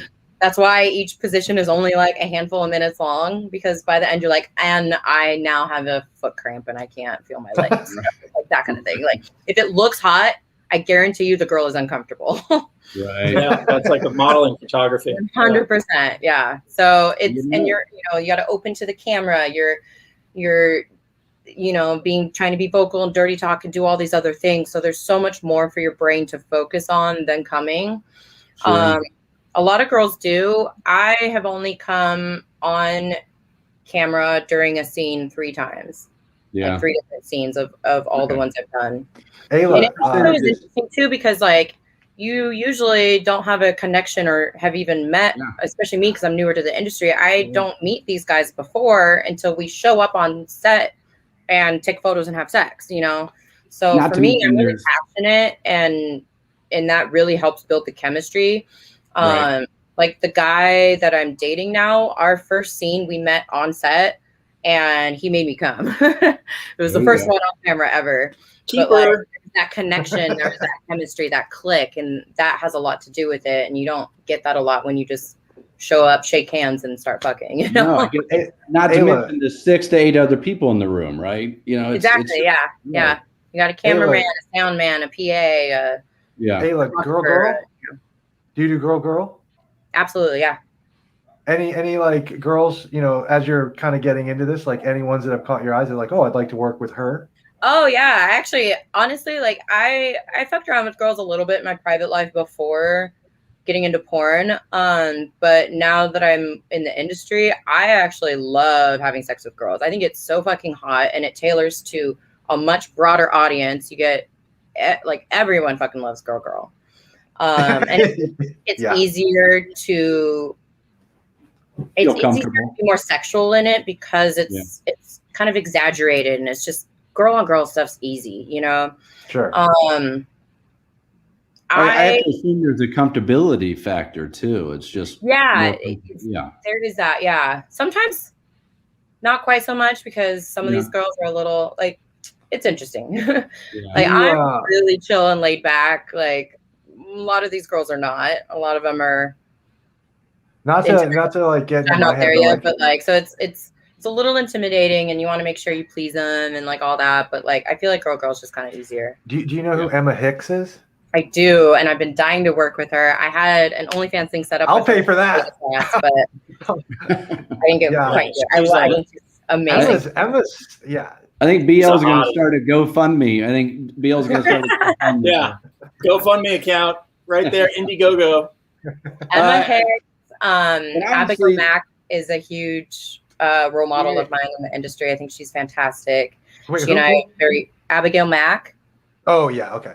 I think she's amazing. I don't know if you guys know who True Kate is on Instagram. She's contracted with Brazzers. I've shot with her for OnlyFans many times. She's an absolute sweetheart. I love her. If you guys don't follow her, go follow her. Well, the obvious question, and this may be played out of a question, but did you have somebody show you the ropes? Were you going to be a regular actress, and this door opened up? How did you get here? So I have a friend who I've known for like 15 years, 14 years, something like that. We went to college together. Yeah. Him and his husband are pretty big names in the gay side of the industry. I fell in love with the gay side of the industry before I knew much about the straight side of the industry and decided I wanted to do that. I actually went to the Gay VN Awards with my friend and his husband. And when I showed up to that and I saw everything, I was stunned. And I was like, why am I not doing this? This is incredible. and met a ton of people. There was a lot of people there that were from the straight side of the industry as well. That is how I originally met the person who got me in touch with Spiegler. That was the deciding moment for me. And are you like an independent contractor, or do they offer like health benefits and all that kind of stuff? Or are you insured? So in California, they changed the laws now on how you get paid out and stuff. So a lot of people in the industry, they have S corps now. Yeah. It's either that or it's just a weird pay thing. So I own Aila Donovan Incorporated, and all my stuff goes through that. So they want that $800. They want that $800 filing fee in California for the S corp. Yeah, it's crazy. That's exactly what that is.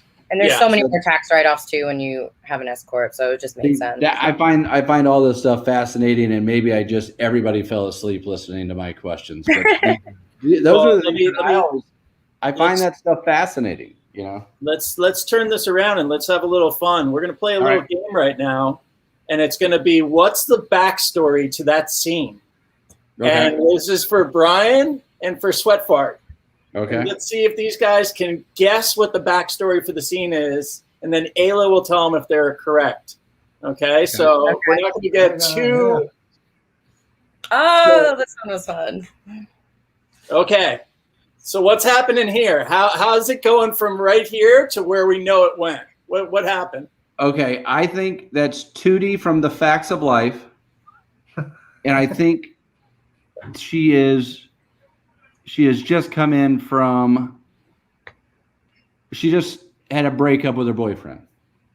Okay. No. Let's see. So. I kind of feel like there's a third party somewhere else in this house, and one of you approached the other one and was like, "Hey, what are you doing right now?" And she's like, "Not much." She's like, and the other girl's like, "Well, I got an idea. How about we get you out of that tampon and into a few orgasms?"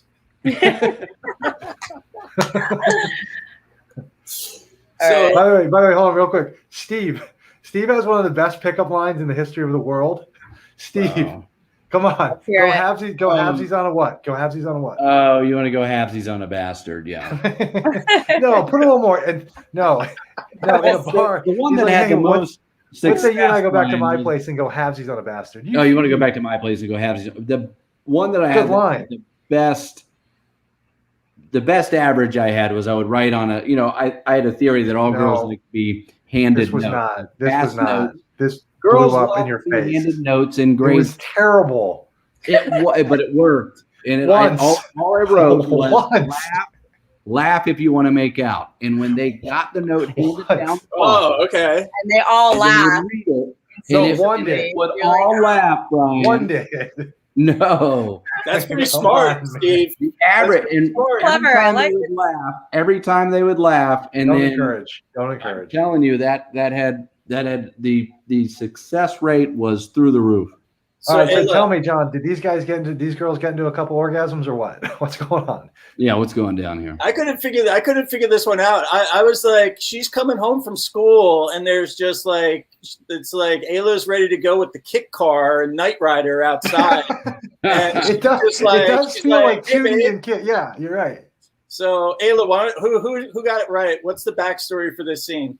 So this scene was actually fun. It was like a 2-dayer.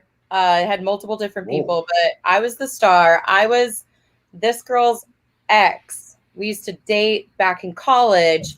I show up at her house. She's now married to a guy. Oh. And I seduce her. And then I come back and surprise her and her husband unannounced and seduce both of them to get back at them because apparently when she and I were dating in college, they cheated on me together. I knew there was a third party involved. Yeah, there was a third party. Yeah. Okay, so now let's go to scene number 2, and we'll check right here. This is the third scene I ever did actually. I'm gonna go with the simple. You're clearly looking. There's obviously going to be a coach involved here that's going to be helping you with your swing, and my guess is he's going to help you from behind. And I think we're going to work on your swing from behind. That's pretty solid stuff. Sweet fart. That's pretty solid. I'm going to be. It is sweat fart, Brian, and my 4-year-old gave me that name, and not sweet fart. So now it's definitely sweet fart forever. Okay. Now it's definitely sweet fart. So, John, I think this has a little Lebowski to it. What does she do next? She sinks the putt. She sinks the putt. What I'm referring to is in Lebowski. My thing. You mean coitus? Well, it's part of that. It's when Julianne Moore is like watching the video. He's like, the story is ridiculous. He's here to fix the cable or something. What do you think happens next? And he's like, well, he fixes the cable. But here's what I think. I think Steve actually probably nailed it. Like I now that he said coach comes in and obviously, gets behind, helps set the hips. I think you're thinking Kingpin. Doesn't Bill Murray flip up the dress and say, go long, go real long? Remember in that commercial in Kingpin? No? Okay. Oh yeah. So I remember exactly what you're talking about. Yeah. Aila, what's the backstory? So you were kind of close, but I'm actually the boss in this one. I am the coach. Oh. And I am teaching the guy how to play golf, and I help him by helping him focus. I throughout the scene sit down in front of the holes and lift up the skirt, lift up the panties, help him focus on the hole. Because his club has a shaft and he's using balls. Yeah. Okay. God, yes. That's good. So this one right here. I'm gonna take some notes. I'm gonna lay out my guess right here is that you severely injured your neck. You're going to see a chiropractor right now. She's just kind of like adjusting your neck, seeing what kind of mobility you have going on in the scene right there.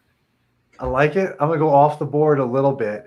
Because there's a little bit of a trend in porn right now with step siblings. I think your stepsisters, you haven't seen each other in a while, and it goes from there. I think you are both doctors, and you're really pissed off about the way the healthcare system is going. And I think you guys are really going to get into a real deep. Real dirty discussion about just premiums and just the way expenses are through the roof, and I don't think there's going to be any sex. This is a great game, by the way. Right? I actually love this game. Okay, well, y'all are wrong. This was actually my first girl scene. It was actually girl. I am the teacher, and she is my student's mother. And the student, the girl, hooks up pretty much her teacher and her mom and then joins in. Got it. Oh, that's good. That's good. That was my first girl joins in. Yeah, that's the cherry right there, man. I feel like I was kind of close for some reason with step siblings. I don't know. There was a mom and a daughter. Is she read? There's a whole lot of the stepsister stuff going on. Yeah, it's always step something. Yeah, there's a lot. Is that a redhead girl? We're both brown, but like whatever that lighting has made us both look like we have red hair. Yeah. Okay. Which neither of us do, but the lighting for sure. We definitely got it. So I think this is the last one I got here. And this is, I mean, you just look like you're so concerned about the girls. I think what it is that you found them. They're going to eat some Tide Pods. And you're the concerned. You're the aunt, and you're just like, girls, come on. I know you saw this on the internet. You may have seen other things on the internet. Oh, what?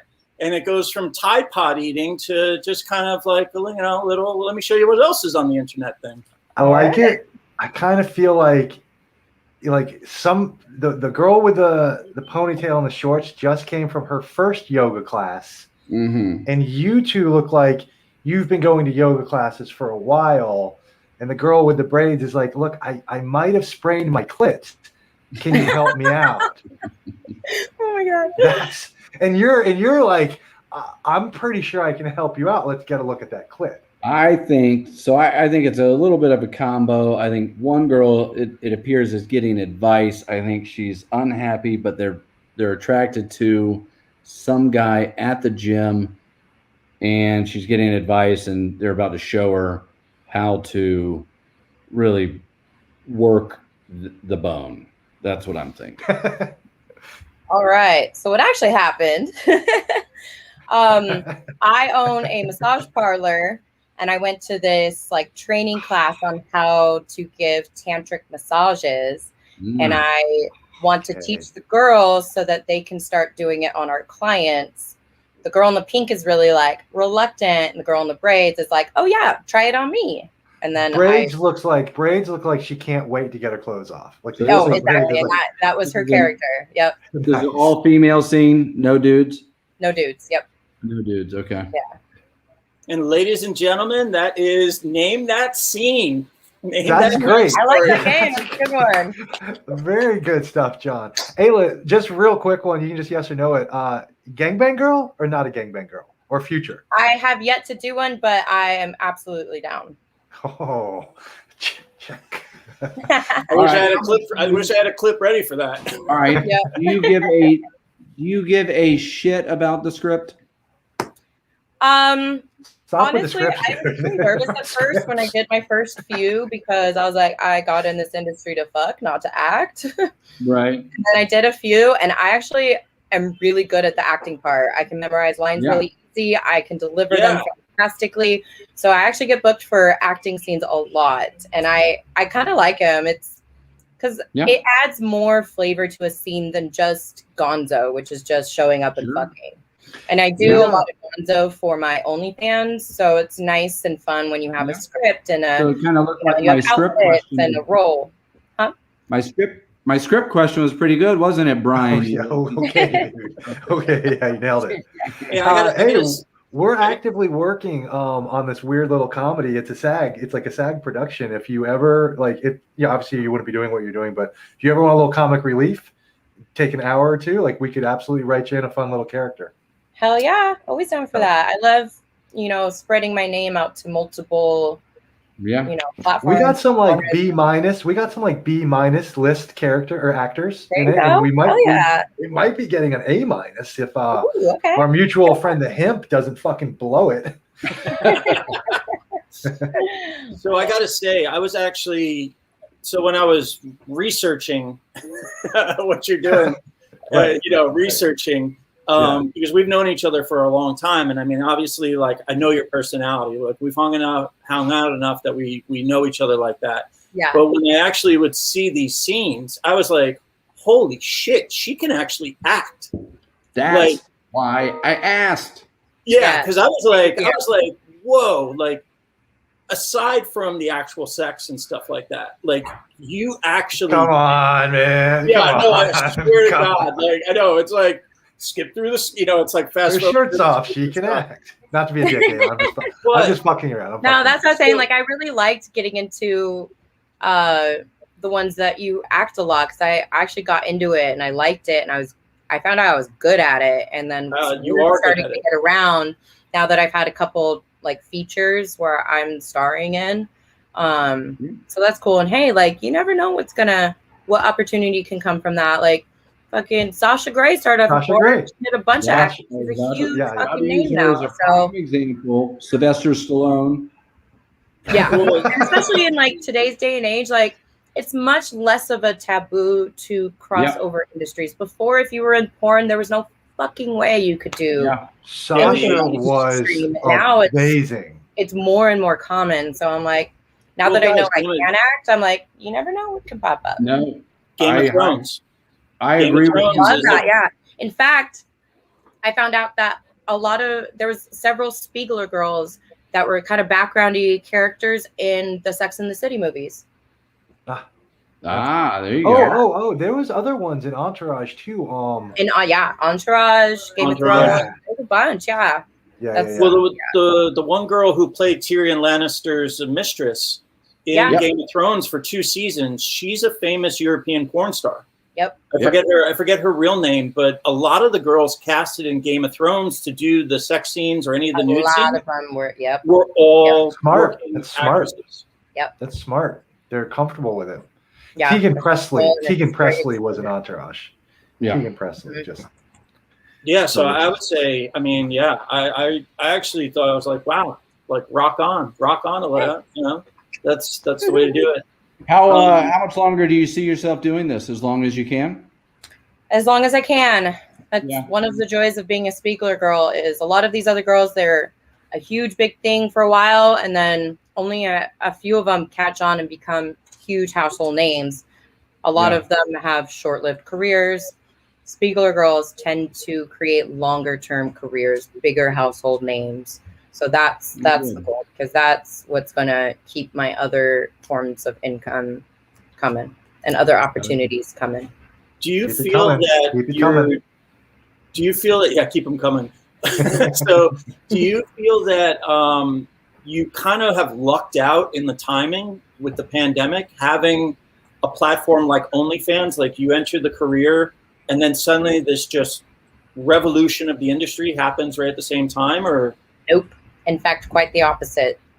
Because of the pandemic and because of the way OnlyFans took off, the competition is huge. Everyone and their fucking mother has an OnlyFans now, which is one of the reasons why I love doing studio work, because it's a huge marketing platform. Otherwise, like when I started, I did a couple scenes that never came out, and for months, I was trying to start my OnlyFans. No one knew who the fuck I was. So who am I? How would they even look me up? Or like, you know what I mean? The competition's crazy for OnlyFans. So yeah. And then shooting, because of COVID and all of that, like normally Spiegler girls shoot 5-6 days a week. I'm not shooting that much at all. There's no way we can physically because of how often we have to get COVID tested. So no, I feel like I actually got in at a really bad time. I have a really slow start to my career, to be honest. One other question that just kind of hit me is this: are you from a big family, or do you have lots of brothers and sisters? Or I am the second oldest of 12 children. Are you shut the fuck up? Are you biological? The rest were adopted. Oh, I was about to say, are you Catholic? You're a big Catholic. Oh my God.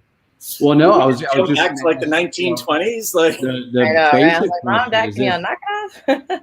Is this has the career joys been a point? Do you have a progressive family that thought it was cool? Or is it they were actually so incredibly religious that when I moved out and went to live my own life, I don't have a relationship with any of them anymore. Right. Was it Mormon? You weren't Mormon. Were you Mormon? My dad's whole side of the family's Mormon. My mom's whole side of the family's Catholic. They ended up being really, really, really strict Christians. Like I was homeschooled in high school, no social life, no nothing. Yeah. So, but it's kind of, I'm actually kind of okay with it. I mean, obviously whatever, but like when it comes to my career, because a lot of people, I feel like they hold back or they tailor themselves or block themselves in certain audiences or whatever because they don't want family finding out. Right. Where because of my horrible family situation, I actually have an advantage of I am all out there and I'm not hiding it from anyone and I'm not holding back because I think someone's going to find out. So in that case, I feel like I do have an advantage. Yeah. So you're actually saying that you have freedom.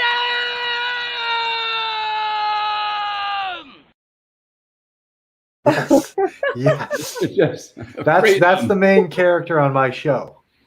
That's our lead character. He screamed freedom if you couldn't understand. I think she speaks English, Steve.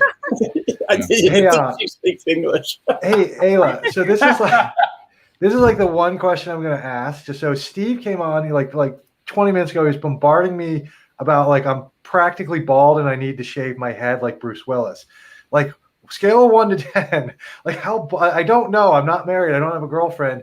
Like how bald am I going? Like is it awful? Is he right? I don't think it's that bad. That's a question for her. I think you let her a little bit. Yeah. I think you let her a little bit. It's a little foreheady, but I haven't grown it out. But like you're still good for a little bit.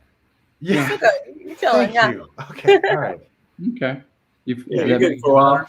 So some of that sweet fart. Sweat fart. Sweat fart. So Ayla, what do you? Okay, so aside from the career, like tell us about you. Like, what do you like to do? What are your interests?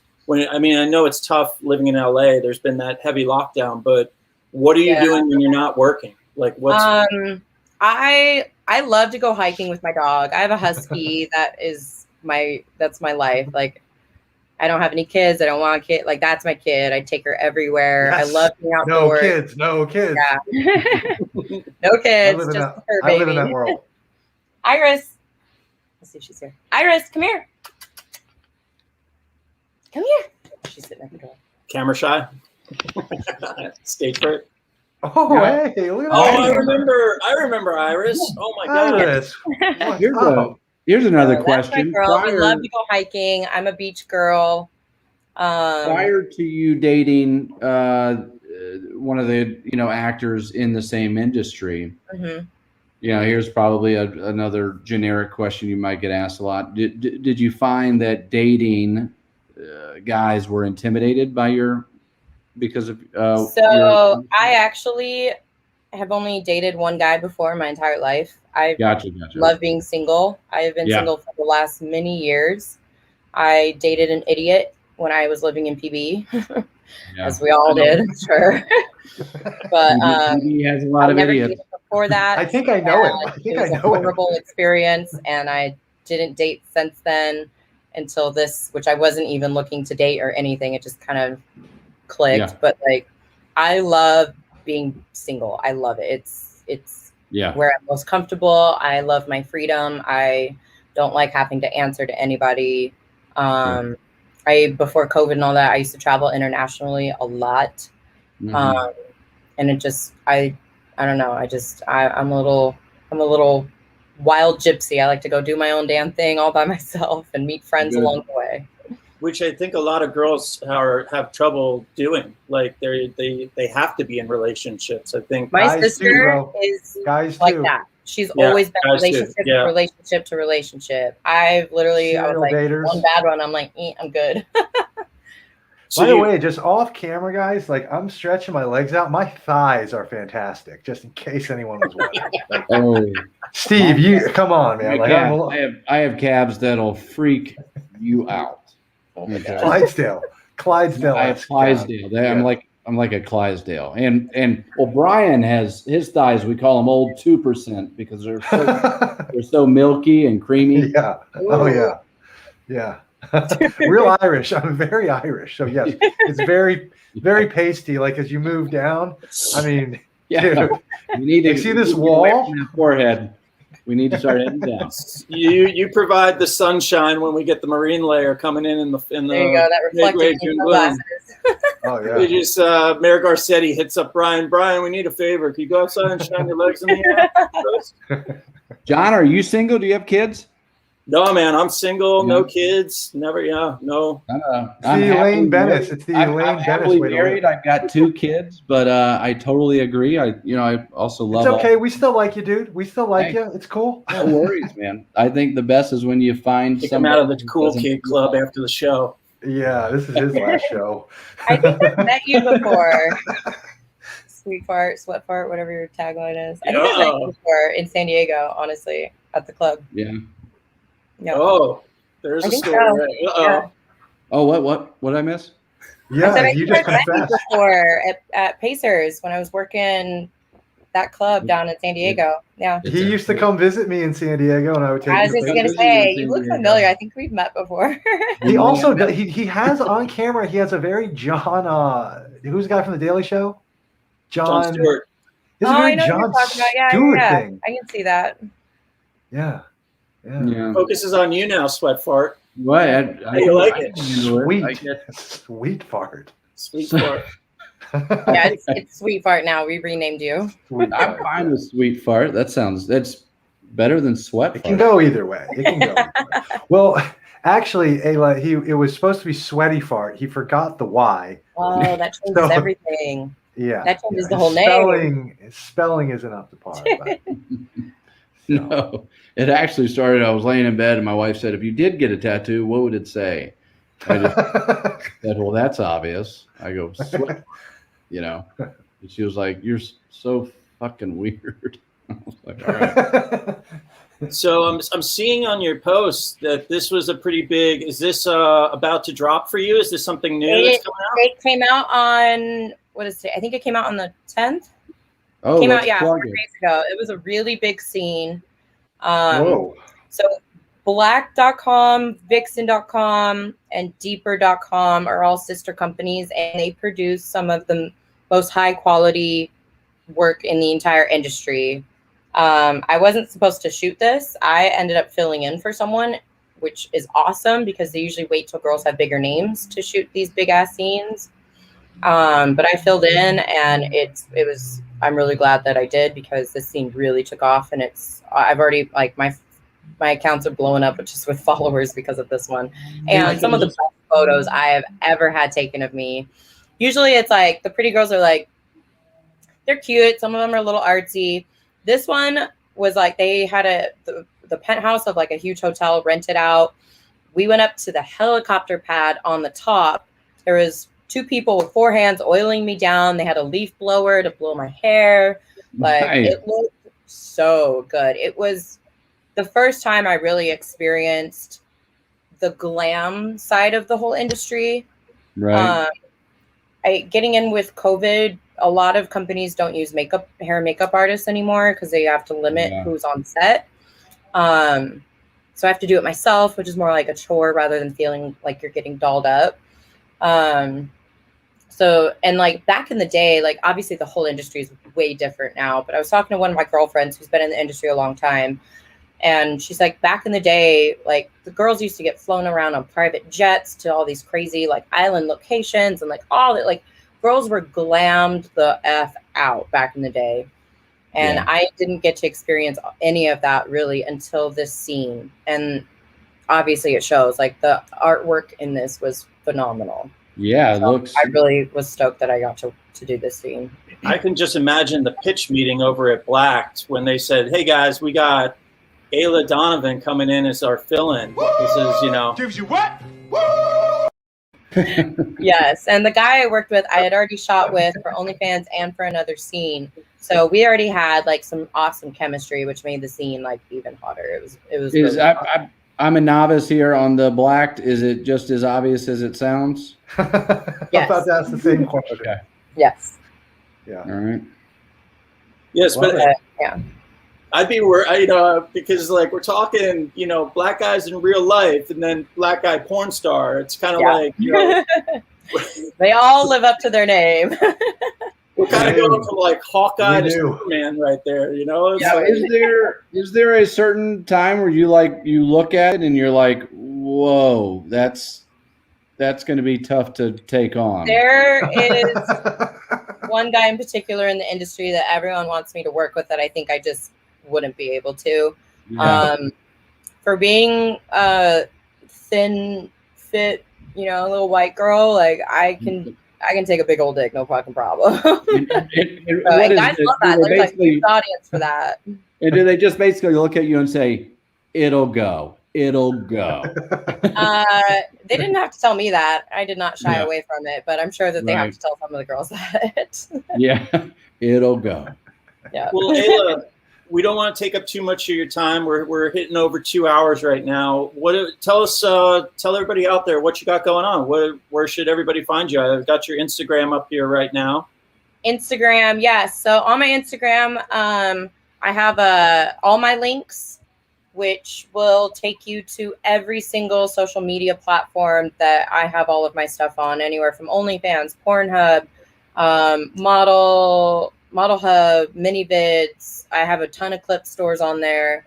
It literally takes you to everything. It takes you to my Twitter, all my other social media platforms.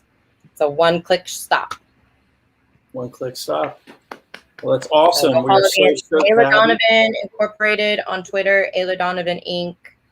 Or Aila Donovan Inc. on Twitter, Aila Donovan Incorporated on Instagram. My link, all my links is on both of those pages. Twitter, you can see where all my upcoming scenes are coming out. Instagram, obviously, is way too censored for that. So, well, Aila, this was my first time jumping in here. It's been I've had a lot of fun. This is cool. I did too. This was great. I hope I'm on again soon.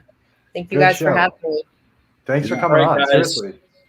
Guys, you guys know now where to find her. Go on there, follow her, subscribe to all her channels, subscribe to her OnlyFans for all the amazing content that she just told us about. Aila, I have a lot of solo stuff out there, but I collab with other big names in the industry more than a lot of girl, like a lot of girls do a lot of solo stuff. I do a lot of boy, girl, OnlyFans stuff. I do a lot of girl, a lot of boy, girl. I am starting to do more regular orgies that I host here that have been going off like crazy. Like we just did a 6-some that was fucking fire. So yeah, there's a lot of that kind of stuff on my platform. Well, I can hold a boom, man. Like, there you go. He is amazing at boom. Those milky white calves can hold things. He can hold 100 pounds above his head. Yes, I saw Katie Morgan. Isn't that a famous name? Katie Morgan, right? Whoa, dude, like 20 years ago. Sure. Right. Okay. Fair enough. She was on HBO. She was on like an HBO show. Like she did an HBO show where she was talking about how she did a bukkake, and she got all these guys, and she ended up getting salmonella from it. Did you hear about this? Well, I don't know. I don't know if we want to talk about that. Hey, I just throwing it out there. That's a great way. Hey, it's a PSA. Sounds like they blamed the bukkake. Oh, that's a fish, and they're blaming the bukkake. Don't blame the bukkake, dude. It's never the bukkake. She blames salmonella on bukkake. Just let that sit with you as you sleep tonight. I'm gonna call her tonight. Guys, thanks so much for everybody coming out today, and make sure to check out Aila on her websites. And I'm gonna roll the credits, guys, and I'll see you guys all in the green room while we roll the credits. You won't find me anywhere online. If you look, you will not find me. Yeah. Thanks for checking out this video. Thanks for checking out this video, everyone. Did you know that for the price of a 6-pack of beer, that you can get Bikini Girl magazine each month? That's right. You get the digital magazine downloadable to your phone or your desktop, as well as all the smoking hot, uncensored content from the shoots that I can't show on social media. Go to bikinigirlmagazine.com and sign up as a monthly patron, or you can purchase individual issues via MagForest platform. Your support helps me continue to do all of these sexy shoots for you. The social media censors absolutely hate all of this content of beautiful women, so help spread the word to all your friends. Please make sure to like, comment, or share this video with some friends, and click that subscribe button. Also, go follow Bikini Girl Magazine on our second YouTube channel and across social media to keep up with the latest hot babes.